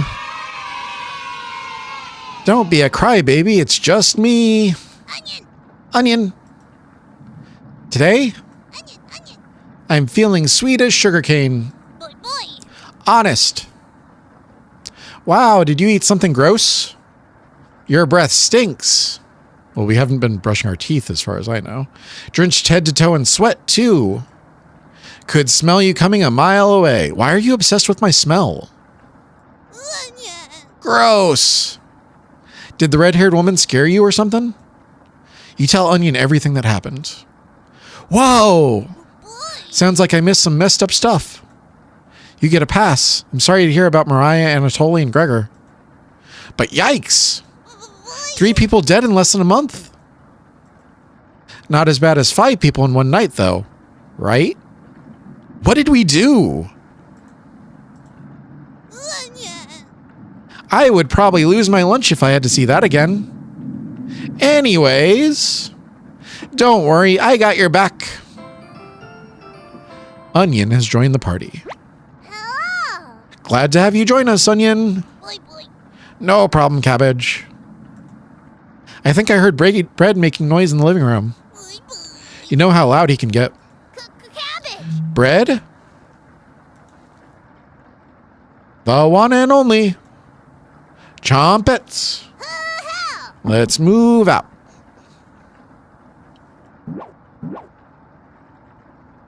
Your party is quickly expanding. 3 Chompettes left. You're getting a terrible headache. Your face is feeling numb. Your legs aren't moving. Oh well. You do some timed breathing exercises for a few minutes. That seemed to help. Time to get that bread. You proudly strut up to the living room, happy to be alive. Where is he? You hear Bread coming out of the mouse hole. He's taking his sweet time. Found me. Everyone's secretly favorite Chompette, Bread. Don't you loaf me? Ha ha ha. My cousin Cornbread taught me that one. He has thousands of terrible puns. He is my role model. So, what do you need? You tell Bread about gathering the Chompettes together. That's a pretty crummy idea. Remember what happened last time? No, I don't. With Potato? I mean, you're going against the whole grain here. Do you really think we want to go back downstairs? Oh. Cabbage. Bread, we need your help finding Potato. Onion. Missed you, big guy. Come help. I would never let the Chompets down. Ha ha ha. No need to pass my culinary quiz. I'm coming with you. That's great, Bread. Glad to have you on board, Bread. Of course. Wait. Are you drooling? All 3 Chompets are staring at you. Are you thinking of eating us? You accidentally lick your lips. Cabbage! Snap out of it.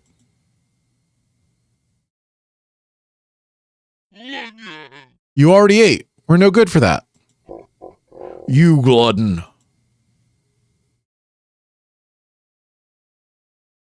Did they pass out? Holy cow, get them up. So heavy.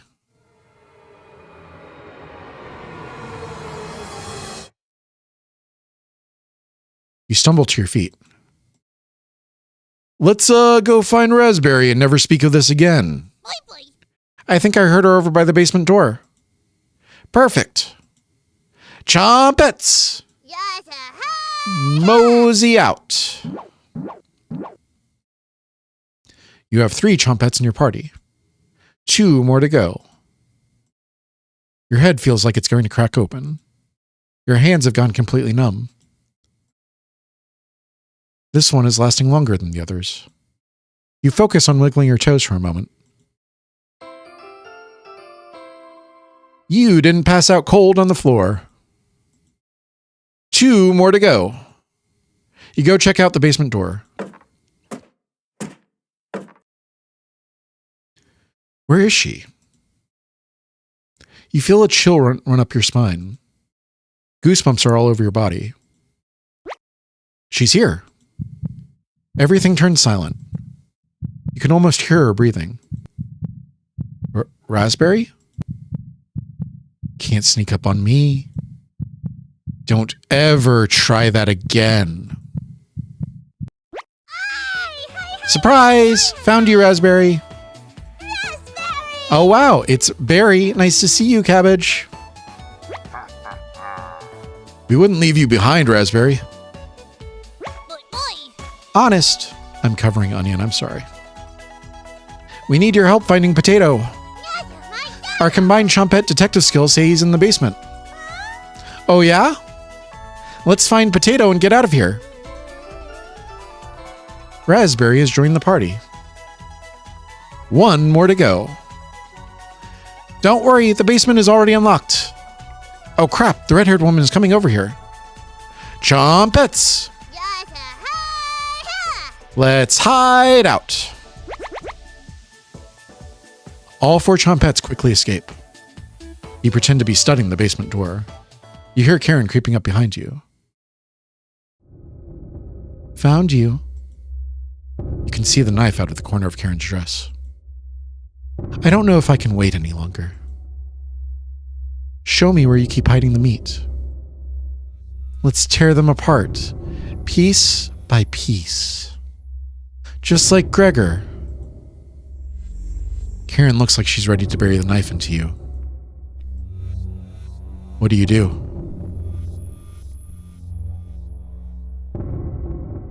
Tell her about the basement. So that's why it's locked. Open it. I have to see the room. You opened the basement door. Thank you. I'll bring up some cutlets and we'll have a great dinner. Okay? See you soon. Karen descends the staircase in darkness. You locked the basement door. Did you? Did you just lock the door? You block out her screams of rage. Given enough time, they will end. Crawl into bed and go to sleep.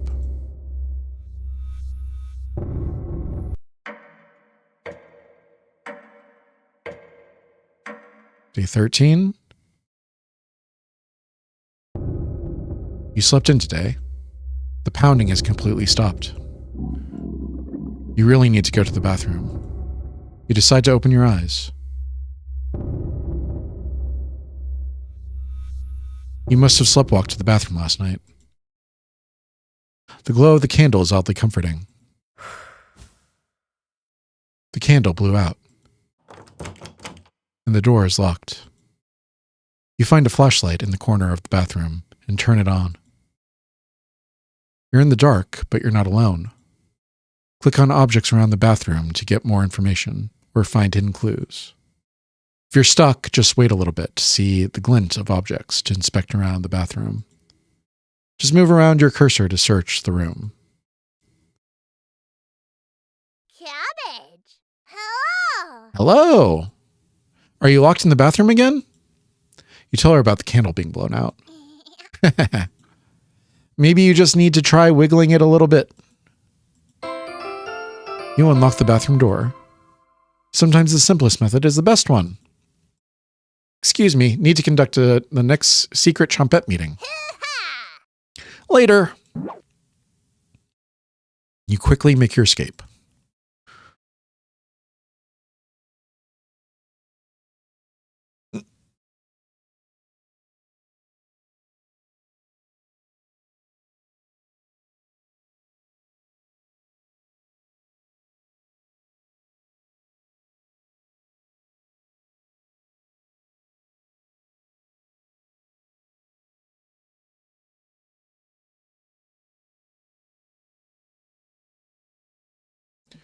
Well, getting locked in the bathroom is enough excitement for one day.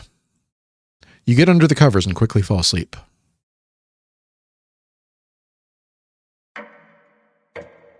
Day 14. I keep waiting for it to jump forward, like day 14, day 15, day 16, day 17, day 20, day 25, day 30. Wake up, sleepyhead. Karen? She's going to be all fucked up. Just your imagination again. Karen can't still be alive, right? Somebody's at the door. You grip the doorknob tightly, getting ready for what's next.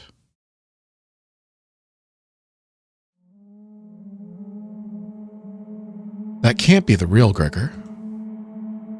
You determine the haunt has officially begun. Events like this are rare, creating vengeful spirits is difficult. In this state, they'll try to give you a heart attack, push you down a flight of stairs, or cause you to wander into an early demise. The rain has stopped. You decide to go look out the window. The floodwaters are completely gone. Karen would be excited to see this. Shame that she's rotting in the basement. No good reason to leave the cabin, plenty of food here now. You've been so busy you've forgotten to eat.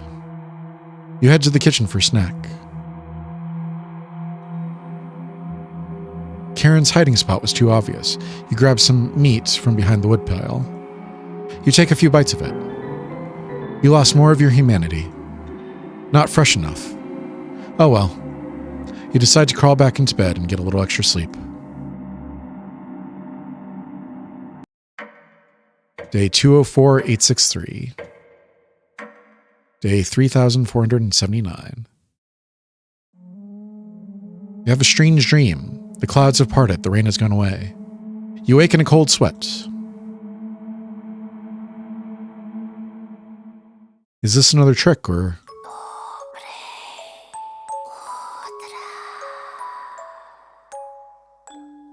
Good morning? She's still sticking around. You head to the kitchen to get breakfast. The meat is gone. That noise was coming from the living room.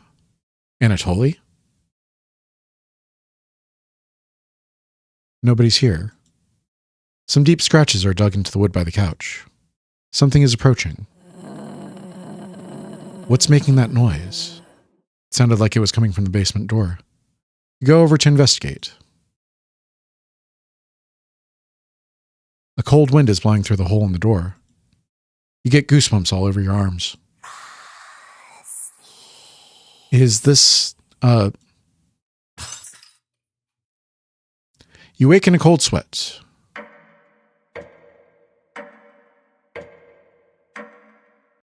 Day 15.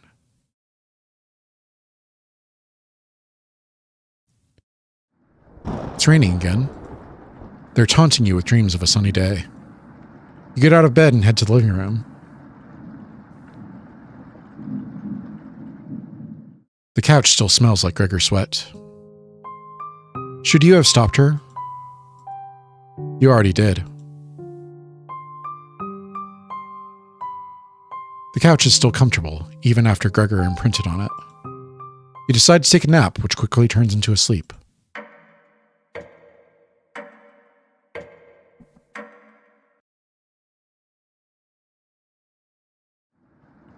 You must have woken up too early today. The cabin living room is pitch black. You pick up a flashlight nearby to explore the darkness.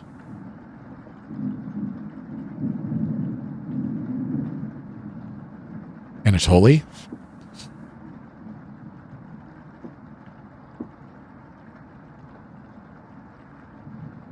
The first note you ever received. Thinking about the messenger puts a smile on your face. What does the note say?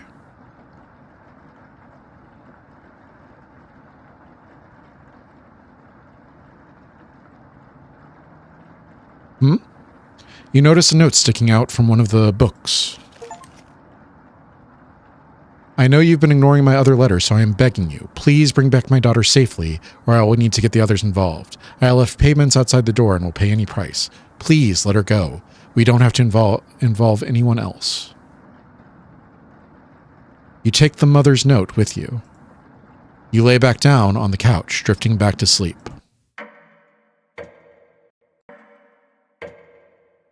Day 17.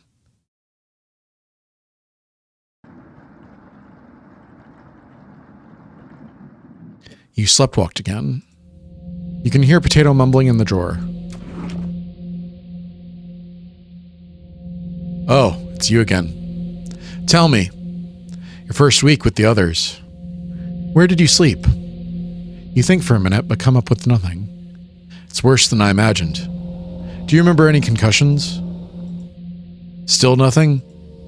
You would routinely collapse around the cabin. Sleptwalked into walls, too, even fell down the basement stairs. Can't believe you haven't broken your neck yet. You seem to survive almost anything, right? Must be that addiction to meat, or something else. Would you share that secret with me? I guess? You tell Potato the secret. Wow, didn't think you'd be dumb enough to tell me. Thank you. You instantly regret telling Potato. Ha ha ha. Do you think Karen is still alive downstairs? She'll be much stronger than the last time you saw her. She's been eating them, probably finding something useful down there, too. When's the last time you've eaten? It's time to take it back from her. Go downstairs. Put an end to this. Not for them. For me. You head for the basement door. It's been enough days, right? You open the door and prepare for the worst.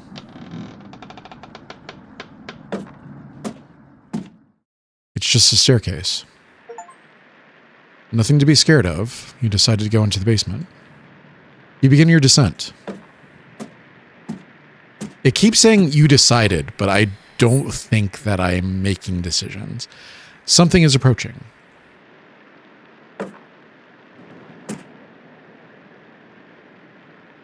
Karen's knife.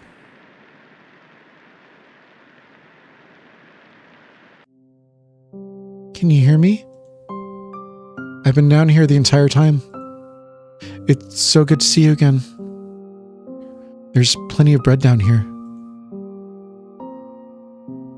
Why aren't you saying anything? Anatoly's down here.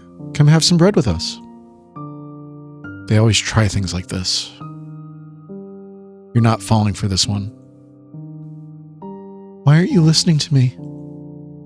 There's bread down here. Loads of it. Fine. Down here, beware of Karen.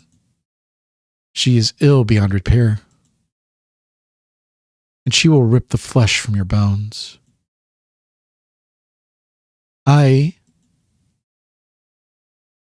Goodbye, Mariah. We'll speak again. You feel Mariah leaving the staircase. You continue your descent. The walls, they're a mix of dirt and soot. Something is approaching.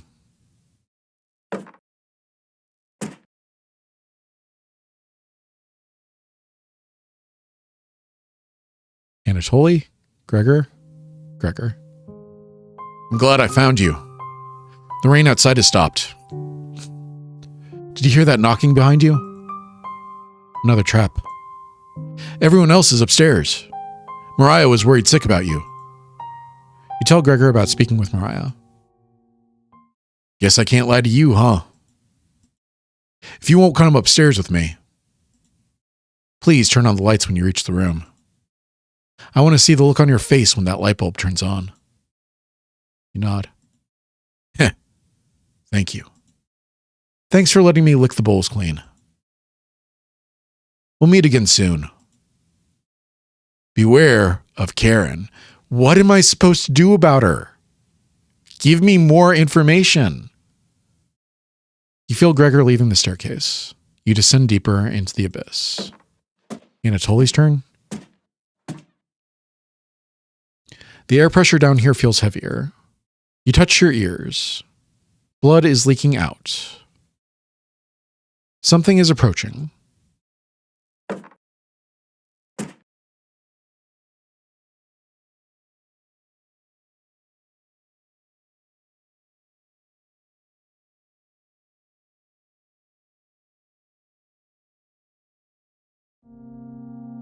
Oh. Thought you'd still be fending off that glutton Gregor right now. You tell Anatoly about meeting with Gregor and Mariah. Oh. You don't want to pick onions outside? You shake your head. Guess there's no fooling you, huh? You ask Anatoly where Karen is. Below us.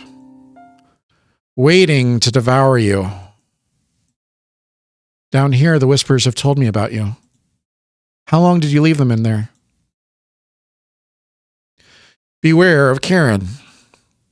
She'll wipe that smug smile off your face. See you again soon. You feel Anatoly leaving the staircase. You grit your teeth and keep going. Your feet finally hit solid ground in the basement. Something doesn't feel right. Look behind you. You feel around the wall blindly and locate the light switch. Hello. You've come so far. Proud of you. Cabbage. As leader of the Chompettes, I wanted to let you know we have your back. Cabbage. No matter what happens down here, just call out and we'll be there. Boy. Honest. Boy. Wouldn't let you die down here. When you yeast expect it, we'll roll with you. Ha ha ha. You can't sneak up on me. Raspberry. But sneaking up on you, extremely easy. Too much wax in your ears? Cabbage. Raspberry. Onion. Don't get on Raspberry's bad side. Your ears have so much dirt in them, they could probably grow potatoes. Ha ha ha. I'm completely covering bread. Sorry about that. No, it doesn't work.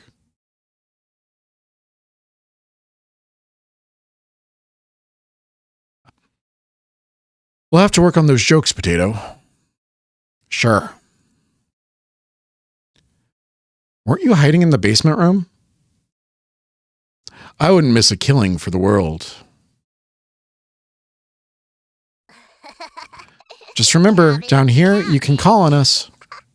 We'll help you out in a bind. And if you get lost down here, please don't go into the room. It's the only place we won't go. That's correct, Potato. Thank you for coming along with us. Boy. It's not a change of heart because you really never had one. I don't think he should come with us. The only joke here is you, Potato. That's enough. Here's my... There we go.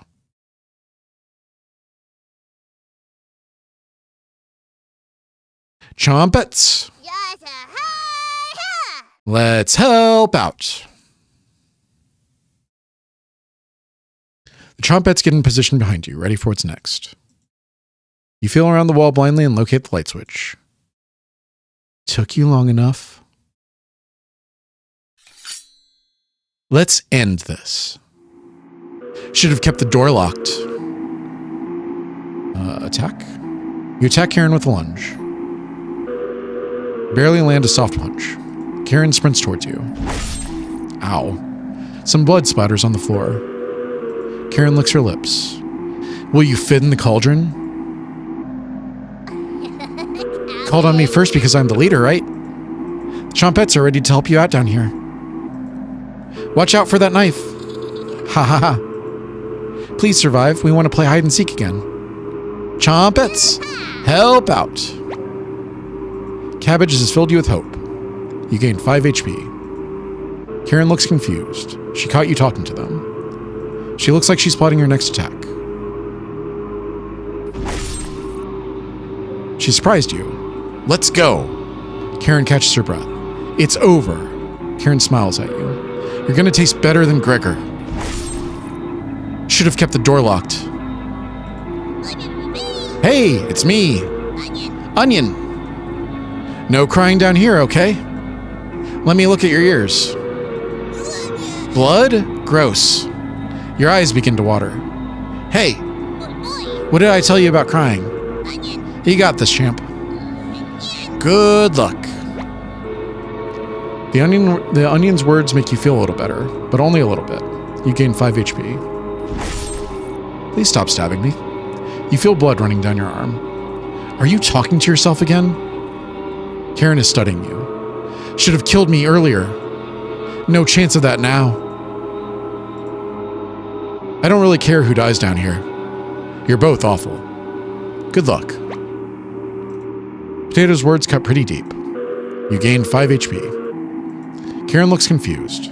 She caught you talking to them. She looks like she's plotting her next attack. I'm secretly everyone's favorite Chompet. But I owe all of this to my cousin Cornbread. Raziel. You point out that Raziel was one of Onion's relatives. Oh, haha. It's getting harder and harder to recall any long-term memories. Is Onion my sibling? You shake your head. Oh, good luck. Bread. You gain 5 HP. Karen is mumbling to herself. Karen catches her breath. It's over. Karen smiles at you. You're gonna taste better than Gregor. Please stop stabbing me. Should have kept the door locked. Always Merry Raspberry is a lie created by Cabbage. I know you know me by now, and I've never acted merry. Correct? You nod. What are you going to do if you win? Devour the red-haired woman? Or leave her corpse to stink up the basement? We both know your answer. Let's end this. You feel a flood of emotions from the Chompets. Anger, sadness, joy, determination. They have imbued a second wind inside of you. You get ready for Karen's next attack.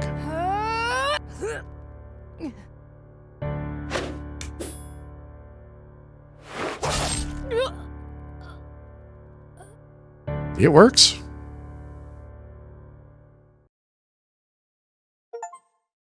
I want my knife back. Karen quickly stumbles down the hallway, turning left at the end. You're hobbling after her, but the basement is getting darker and darker. You can hear the small echoes of Karen's footsteps in the distance. You're getting lightheaded again. A cool liquid is coming out of your ears.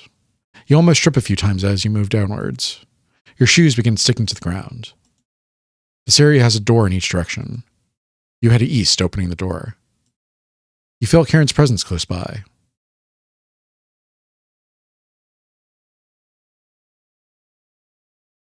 Oh, creepy. So I can't see this on my screen. It's like way too dark. But on your screen, I can see Gregor, Anatoly, and Mariah, I'm guessing. Welcome. We've been waiting. Turn on the light. Where's Karen? She's ravenous, completely ravenous. Lost in the abyss. She will never escape. Fleeing west did nothing. We traded one tragedy for another. Karen will stop your ambitions. Wretch. Abomination. Horror. Turn on the light and savor your inhumanity. Turn on the light. Turn on the light. Turn on the light. Reap what you have sown. Mariah, Anatoly, Gregor, Karen, I won't forget you.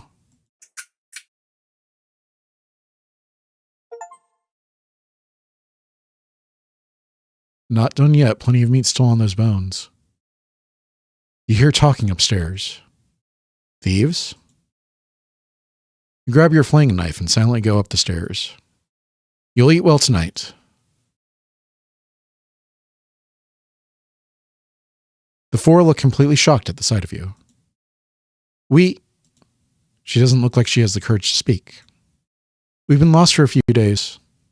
Your cabin is the only hut we've seen out here. Can we stay here for a few nights? You clear your throat and ask the question you've asked thousands of times. Did you come on your own free will, or were you sent? We were technically sent. Anatoly. We came on our own free will. The woman looks confident in her answer. They answered incorrectly. You clear your throat again, coughing profusely. You may stay in my cabin until you're ready to leave. The group looks terrified of you. As they should be. Wasn't that trail steep? Yeah. The group finally returns to normal. It's forced, but they attempt to save face. That walk was brutal, but this cabin is amazing. Full kitchen, running water. It really has everything. Finally, a place I can read a good book in peace.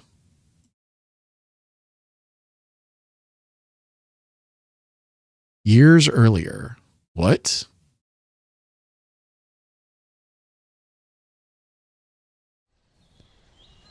Rhina, check it out. More meat on those bones. You fondly remember the taste. A cabin? All the way out here? What about that psychopath? We lost him a few kilometers ago. Don't worry. Doesn't look like anyone's home. Hello? Come on, Rhina. Sun is setting. Let's take shelter here just for the night. Sure that's a good idea, Selena? Of course. Front door has a few different ways to lock it. Should keep him at bay if he shows up. Hope there's some snacks in here. Bolek. I guess we don't have a good choice. We'll head back to Zakopane in the morning. Don't worry about it. It's just for one night. You decide to join up with your friends inside. Did you lock the door? All set. Could you see him out the window? No, he probably went back to town. Is anyone here? No, yelled and stomped around. Nothing. His cabin is abandoned. Let's stay here tonight. Fork in the road. You decided to stay in the cabin. I'm not getting in a choice. It's not a fork in the road. It's just a straight path. This cabin is abandoned. Let's stay here tonight. What? Relax, it's going to be freezing outside tonight, so it's either him or us. Let's avoid making a fire. Don't want him to see us in the distance. No fire? There's blankets in the bedroom. We'll be fine, Oleg. This cabin chills me to the bones. We'll need them. Whenever Bolek gets nervous, he tells a joke to break the tension. Got one of Raziel's classics for you. What do you call snowman's kids? Children. You enjoyed a classic joke from Raziel. Bah! So you're cabbage, you're bread. What are you? Let's split up and search the cabin, see if you can find any food for us to eat tonight. I'll take the bedroom. Leave the living room to me. Are you Onion? I'm guessing you're Onion. Rhina, I'll search the kitchen. No need to help me. You sure? Rhina's going to be strawberry. Okay. Or raspberry. You sure? Of course. I know exactly where to look first. I got the Zakopane Junior Baker Award, remember? Selena. Ha ha ha. All right, everyone. Let's move out. Help the team by searching the cabin for supplies. Your bond with Selena, Oleg, and Bolek is unbreakable. Focus on exploring the cabin. You only get one choice, so choose wisely. Who do you want to help out first?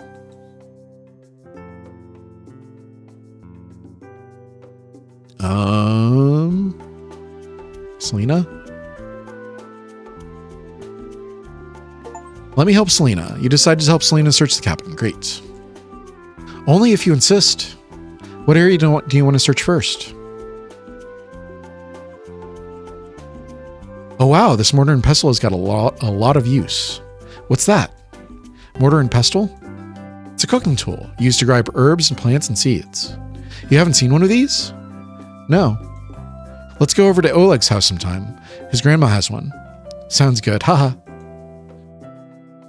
You inspect the hanging herbs above the sink. What about these herbs? Are they edible? Don't touch those. Whoa, why not? They're ancient. Will probably turn into dust if you touch them. Bolek would probably still eat the dust, though. Rhina, ha ha ha. Did you check the cupboards next to the dried herbs? No. You notice a meat cleaver sticking out of a butcher's block. You equipped the meat cleaver. Empty. Did someone rob this cabin? Whoa. What's with the meat cleaver, Rhina? You like it? I stole it from the butcher's block. You're freaking me out. Put that back. Put the meat cleaver back? No. Let's keep it. Leave it to the cleaver. Put the cleaver down. He could still be outside, Selena. Rhina, we lost sight of him. Put the meat cleaver back. Don't worry, we'll stay upstairs close to it, just in case. Besides, it would scare Oleg too much. True, huh? You begrudgingly put the meat cleaver back. These dishes are disgusting. Right? It looks like insects ate whatever food was left over. Thick dust on them, too. These must have been left out for quite some time. Whomever owned this cabin must have been extremely lazy. Yep. I think we've checked out everything on the countertops, Rhina. Time to search something else.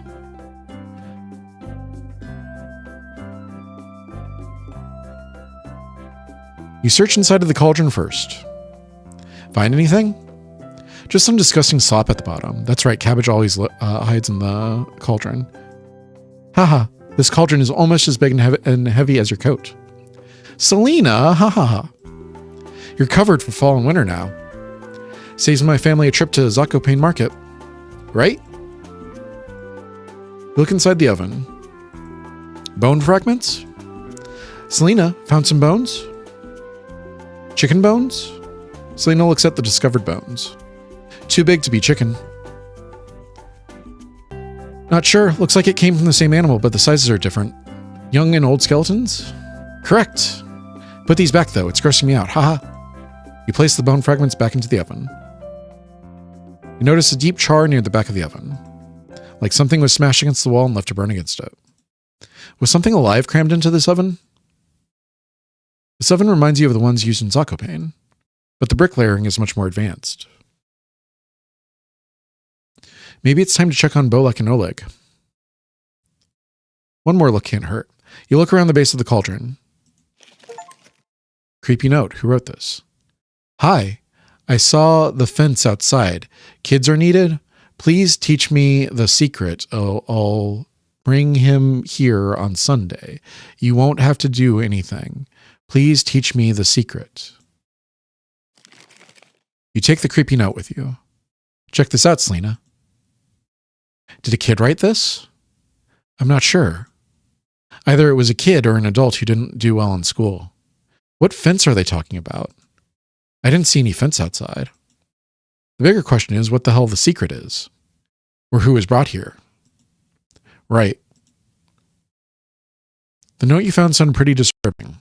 Maybe it's time to check on Bolek and Oleg?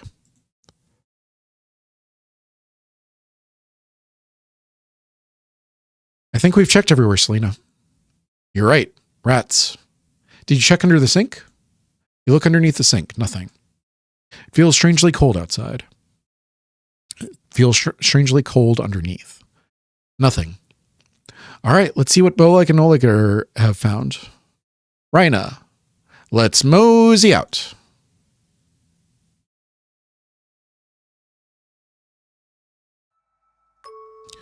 Too much poxy, Rhina?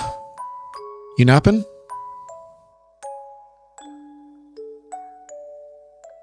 No, just staring at the clouds. Oh yeah?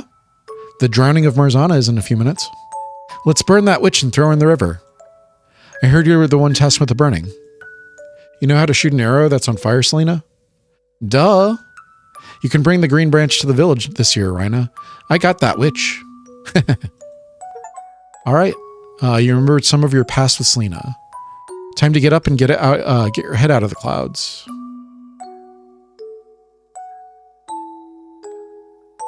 Selena takes you down to the river. Downstream is the witch, Marzana, made of straw and sticks. Her wooden raft won't catch fire easily. Have to aim for the body. Selena fires 3 flaming arrows at Marzana's raft, but nothing connects. When you finally catch up to it, the effigy has fallen down into the water. Help me fish this out, Rhina. The weight is surprisingly light. I thought it was bad to touch the effigy after trying to drown it. That's just an old superstition, Rhina. Need to burn, then drown to complete the ritual. Gross, haha. Marzana, Marzana, swim across the seas. Let all the flowers bloom and make the fields turn green. Whoa, what the hell are you two doing? Helping Marzana back on her feet, Oleg. She's late. Come help us get her back to the others. I'm not touching that. Oleg.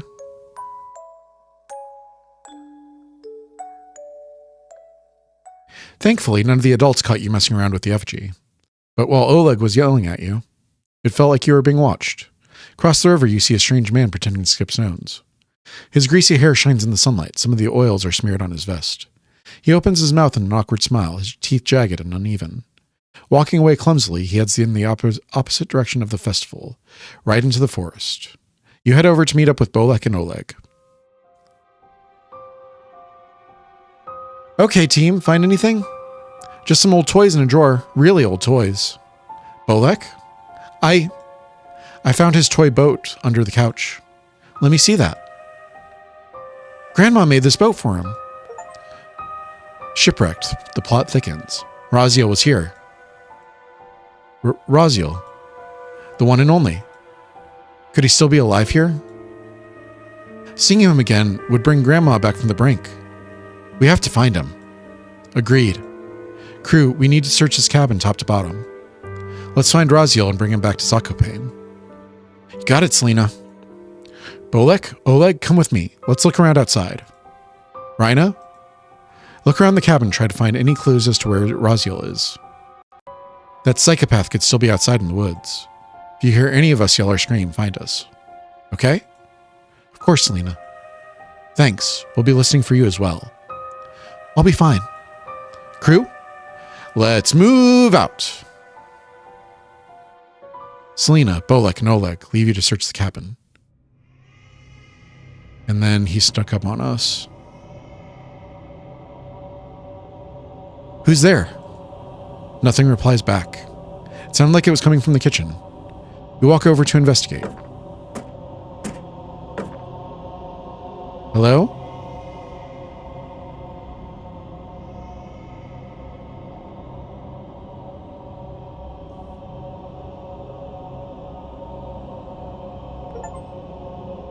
International flight, who's there? Elahai sai de cabana? Now? This is Portuguese. Voce está realmente en perigo. Sai logo desse lugar desoado e nunca volte. Ela me pegou e me separou dos meus pais por todo o oceano. E me truxa para aqui. Ela vai devorar todos vocês fujam, saiam. I'm sorry, I don't understand what you're saying. Something about his friends being separated by an ocean? Ha ha ha! Eu não falo polonês muito bem. Eu devia parar de ficar tagarelando? Aqui, pega isso. Drawing is pushed out of the cabinet. Ele fez alguns destinos antes de morrer. Help me before we die? De essa para os parentes dele que sobreviveram? There's a door. Looks like someone used a piece of coal to draw this. Are these bars of a cage? Staring at a door. You take the cage drawing with you.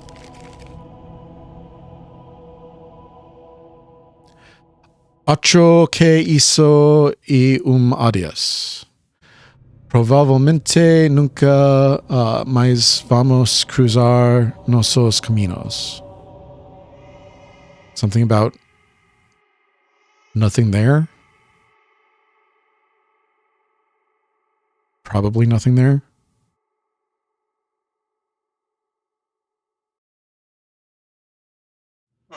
Selena?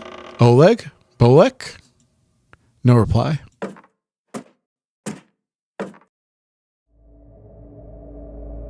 Rhina? We saw something weird down the hill. Looked like an old fence with bones all over the ground. Could have been animal skulls, but couldn't tell from that distance. Heard some weird whispering before he got back to the front door. Find anything? You wouldn't believe me if I told you. Strange whispers coming out from under the kitchen sink. Whispers? Was it a ghost, Rhina? I'm not sure. I couldn't understand any of the words. Ghost. Bolek attempts to lighten the mood a little bit. Got another of Raziel's jokes for you. What do ghosts like pouring over their food? Bolek. Give up? Gravy. Bad timing. Bah! It was probably just the creaking of the cabin right now. No such thing as ghosts. It seemed pretty real, Selena. Well, if you see it again, let me know. That fence outside was absolutely terrifying. We can't let our guard down here. Yeah. Can we not split up anymore? I'm scared of getting separated now. Of course, Oleg. We're a team, and teams stick together through thick and thin. Rain or shine. Feast and famine. You're right, Selena. Haha. I just don't want to lose any of you, like Raziel. That won't happen when we're together, Oleg. Bolek, you're a night owl. Can you stay guard while we sleep? Of course. Thanks, Bolek. Oleg and I will take the bedroom. You okay with the living room? Yeah. Thank you, Bolek. Wake us up if you see anything or hear anything. You got it. Oleg and Selena head to the bedroom, opening the door fully behind them. You lay down on the couch and quickly fall asleep.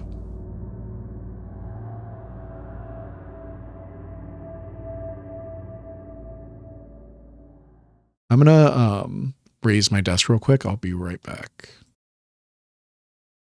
Close your eyes, but cannot stop thinking about the butcher of Zakopane. His third victim probably had it the worst. Stabbed in the stomach like the other two, but this one was different. The body was missing both ears, so investigators concluded it was a copycat to the series of grisly murders from a few years ago. What kind of person would take someone's ears?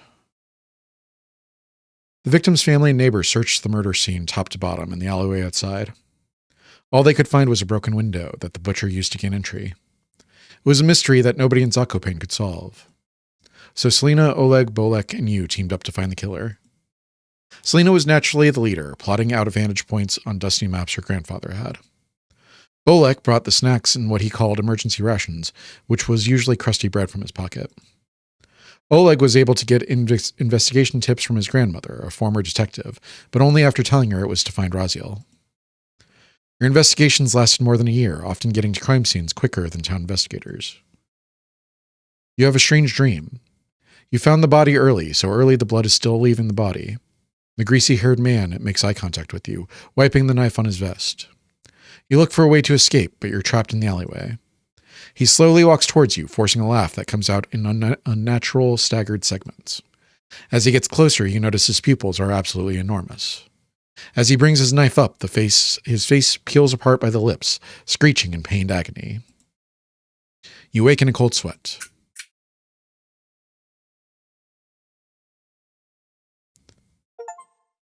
Wake up, everyone. Bumps in the night. Something woke you up. Bolek, it's like 3 a.m. I heard something outside.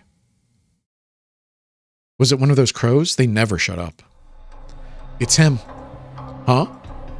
Selena? It's him. What's the plan? Selena makes the group's secret hand signal. Only whispering is loud now.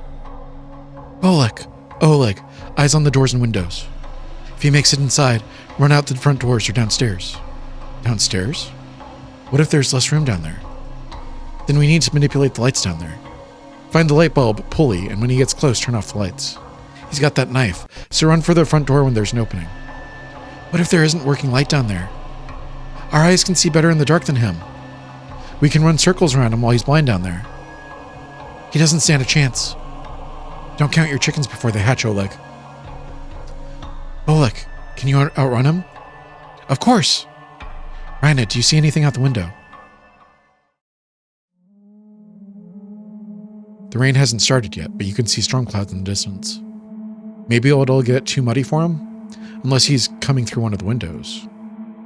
The window glass is thick. If he tried to break it, everyone would hear. Whomever built this cabin definitely was here for the long haul. See anything, Raina? Nothing. While keeping watch, I found this in the bedroom. Here.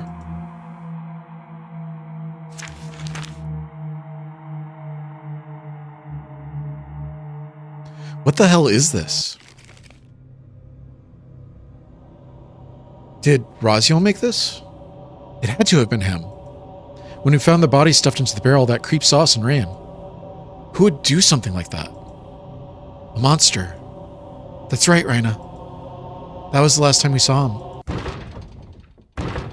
What's that noise? Get to the staircase now. Point taken. He's here. As you run to the staircase, you see him standing by the front door. He wipes his eyes with his sleeve, completely drenched from head to foot. He attempts to smile, but it looks completely out of character. You slow down your breathing, making it to the staircase safely.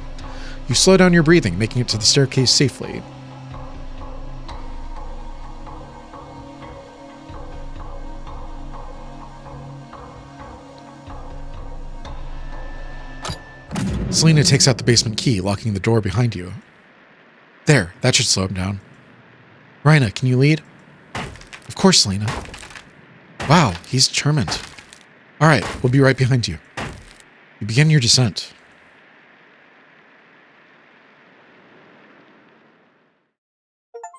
Let's play Ghost in the Graveyard tonight. It's too dark out. You remembered some simpler times. What if one of the adults catches us? We're faster than them. Raina, you game to be the ghost first? Why me? Because your eyes can see in the dark the best. The perfect ghost. Selena, haha. Sure, I'll go hide first. Hey, Oleg? Yeah? You were slower than Bolek with a stomach full of herring last time. Pick up the pace this time. Eek! Trust me, won't happen again. Nobody trusts you, Oleg. Everybody laughs. You hide behind some equipment at the sawmill. It takes the group 2 hours to find you. By the time Selena yells "Ghost in the Graveyard," you've already tagged Bolek and Oleg. Ek! Ek! You're too fast, Raina. Nobody sneaks up on me. Nobody. Until now.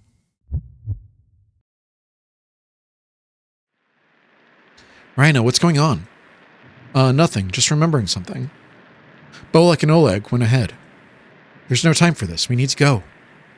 You snap out of it and begin your descent. He must be searching for the key. What an idiot. He must be furious to be causing that much damage. Oleg, you find a light switch down there? Yes. Get in position. We'll be right down. That locked door is keeping him busy. That door is pretty old, though. Did you see the holes in it? He's coming down! Run! Your eyes strain to see further down the staircase. Can't hear him.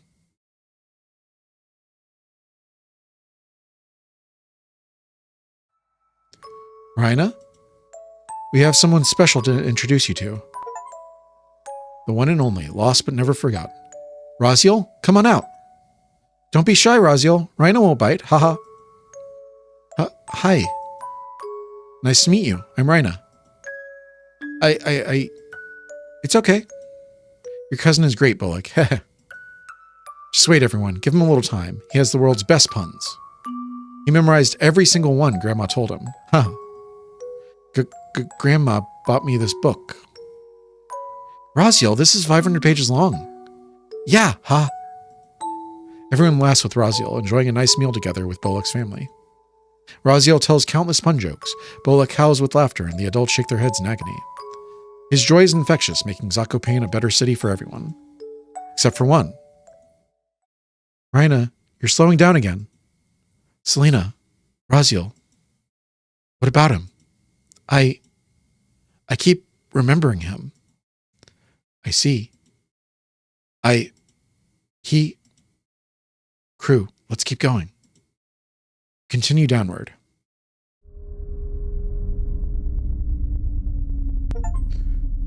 The room where it happened, you saw a place you shouldn't. What the hell is this? What? The light isn't working. No time to find a weapon here. Let's keep going down. Oh, that's creepy.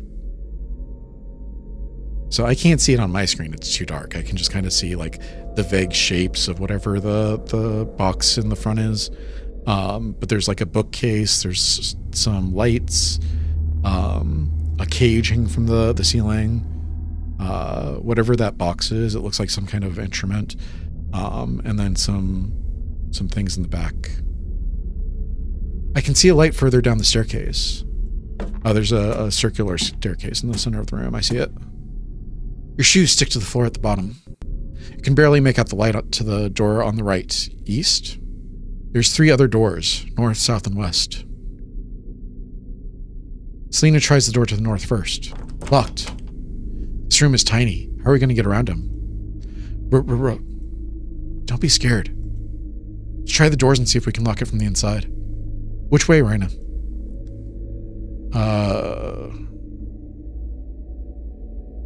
I believe it was the one to the east, but I could be wrong. You, Selena, Oleg, and Bolek throw open the door, turning around to see him.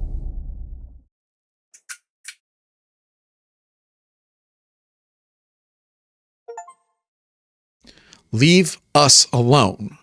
Cornered, you witness the room where everything changed. You left the knives upstairs. It's 4 against 1. Leave with your life. Ha ha ha. Say hi to Raziel for me. Oh.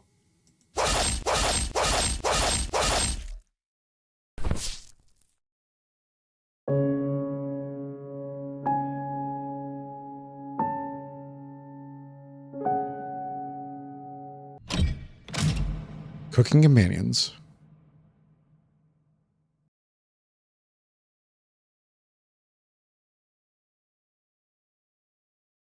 Is that the end?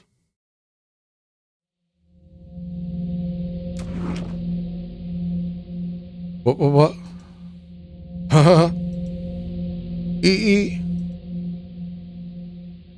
Why? You shut the drawer. Wee, cabbage! Metamorphosis. A new era has begun. Cabbage. Onion. Onion. Bread. They're being held back by their human motions. They'll need a few months more at the very least. I'm in no rush. Let us leave. Now. You shut the drawer.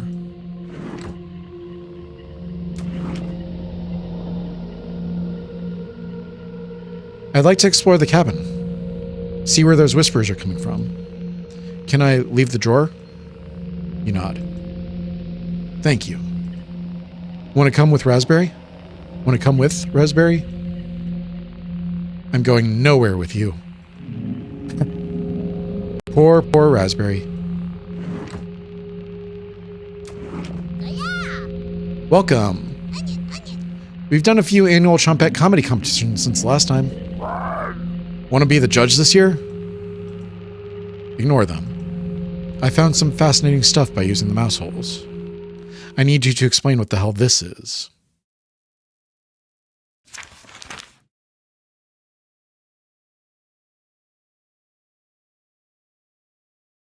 Were you fattening him up?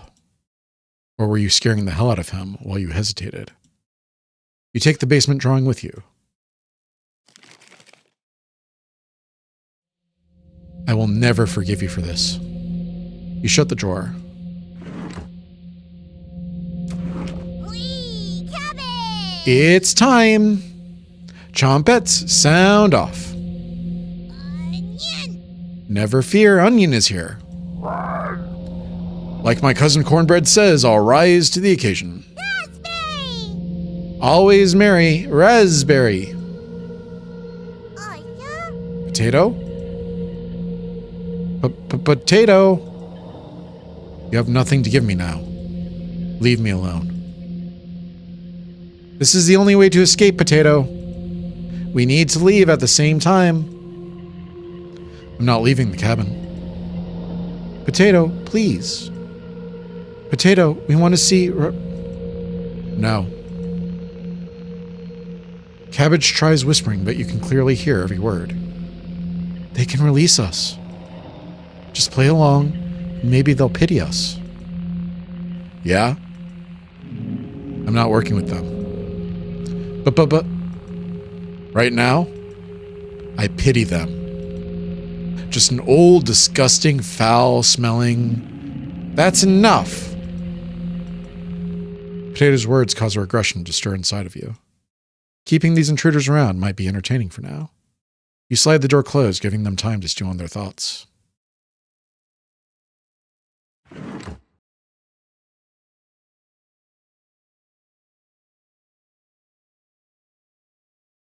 You have a strange nightmare.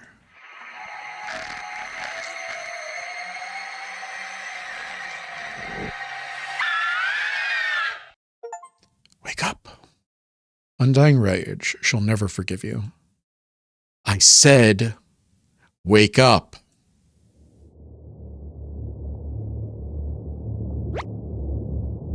The others are causing you to become weak. We need to get you back to normal. Less talking, less hesitation. Especially if someone is trying to become stronger than you. That used to make you upset, right? I'm keeping an eye on you. Permanent nightmare. Will you fight back? You ask for how long? At this rate? Never. Cough profusely, covering Potato in a fine mist. You're beyond disgusting. So then, are you ready to fight back against the nightmares? Punish the spirits that have made your life a living hell? Perfect. Let us give them no quarter. Close your eyes again, and let's begin to traverse the abyss. You relax your muscles, getting ready for what's next.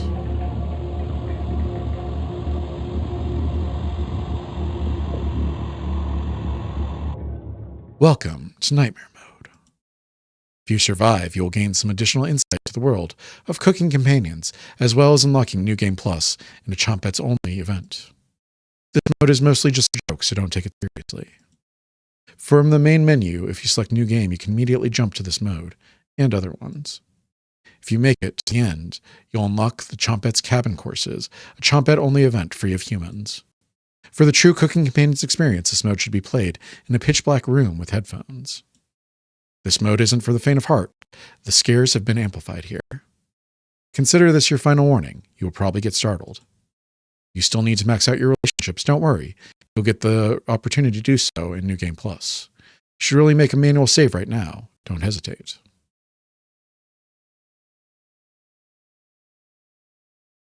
Thank you for getting this far. Your bravery is commendable and will be rewarded. Thanks for playing, and leave a review. Dear Dream Studios. Oh, almost forgot. Nightmare mode activated. You wake up in the bathroom again. Was that I'm scared? That was a white face. This is my room. Do you see how dark it is? It's cold. But I can look at you. Look at me. Are you scared?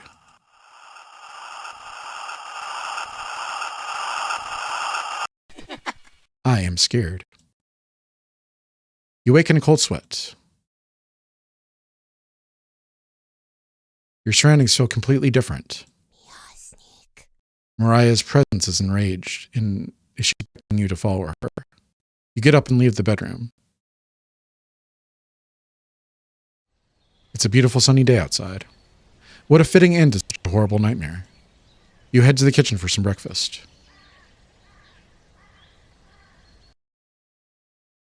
This will take ages to clean. You take a few bites of meat. You lost more of your humanity. You stare into the ash pile in the oven. Are they still upset? You head back to the bedroom and take a nap.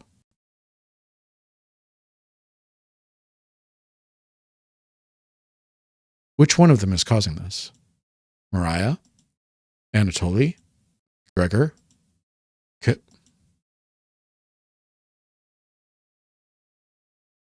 You crawl into bed and fall asleep. You have a strange dream. Day question mark.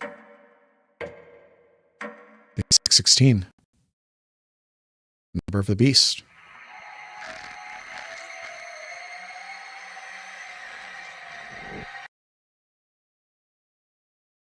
I think that's the ending. Can I make a save? I can't. Okay. I'm going to cut the recording there. I think that we should come back and do a New Game Plus. So I think I'm going to make a part 2 to this. This game is weird. I like the dreamlike nature of the movement through the game. The everybody understanding what meat is the day after is really good. There's no mystery of where did this come from? They all kind of oh, one of our friends is missing and now there's meat. We got it. I like kind of the dreamlike nature of moving through the game, them disappearing one by one, the chompettes, the waking up in random places. It's all kind of ephemeral and I think interesting. I would say interesting is where I would say. I'm gonna put my camera on. Interesting is what I would say. There are a lot of interesting decisions. The weird friendship dating sim aspect to it, where you're gathering hearts from different characters. The characters all kind of having their own personality. Karen is really mean at first, but she becomes a killer over the course of the 13 days.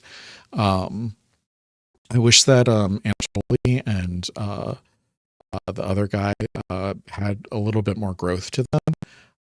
Gregor, he seems to kind of have a resignation at the end, which is kind of cool, but he doesn't actually evolve in any way. Mariah and Anatoly, since they're the first ones to die, they don't really have any evolution, but it's also they're the setup characters, right? They're kind of setting up what the pattern for the story is. The flashback is really cool. There's this weird disconnect between the flashback where our killer point of view character is like disgusting. He's got his mouth is falling apart. He's got crooked teeth. He looks like a crooked man type character. He is clearly supposed to be physically disgusting to these children. But then when the group finds him in the cabin for the main events of the story, they kind of just like latch onto him immediately. And they're like, oh, we're scared of you because we're in your cabin. But also, hey, we're your friends now. So there's a little bit of a disconnect there. I kind of wish that there was more of a grounding in their relationships established at the start. If it was like the four of them coming into the cabin and he asks the question, are you here of your own free will or were you sent? And then they tell him, and we spend the rest of the game like not knowing, what does this mean? Is this like something that's significant? Is this something to do with his apparent immortality? What are the like implications of this question? And then we went through the game and things were falling apart and everything was proceeding as it usually does, but we would have that in the back of our mind. Like, does this question that he asked at the beginning, is this significant? Is this why that's happening? I'm assuming that we're going to get more lore in New Game Plus. So I'm not sure what else I can say right now. If it turns out that New Game Plus is boring, I probably won't post a second video of it. But I'm assuming that there's going to be like more jump scares and more stuff like that. I like the nod to I'm scared. It feels a little bit on the nose. I wish that instead of like having the noose and white face and all that stuff, it was more like, you have a nightmare. You see a face pale in the darkness. You see a noose, pale in the darkness. You feel a presence approaching. And that was all just kind of left to the imagination. Because seeing white face, you're like, oh, that's an I'm scared reference. Maybe even just having white face there and having the description at the bottom rather than seeing the news and everything. It just feels a little bit on the nose. So yeah, those are my thoughts. Let me know what you guys think. Do you like this? Do you hate this? Do you want to see more horror visual novels on the channel? I'm going to get out of here. Thank you all for joining me for another night of Strange and Scary Games. Happy Valentine's Day. I hope that you have a good one. I love you. We'll see you in the next video. Good night.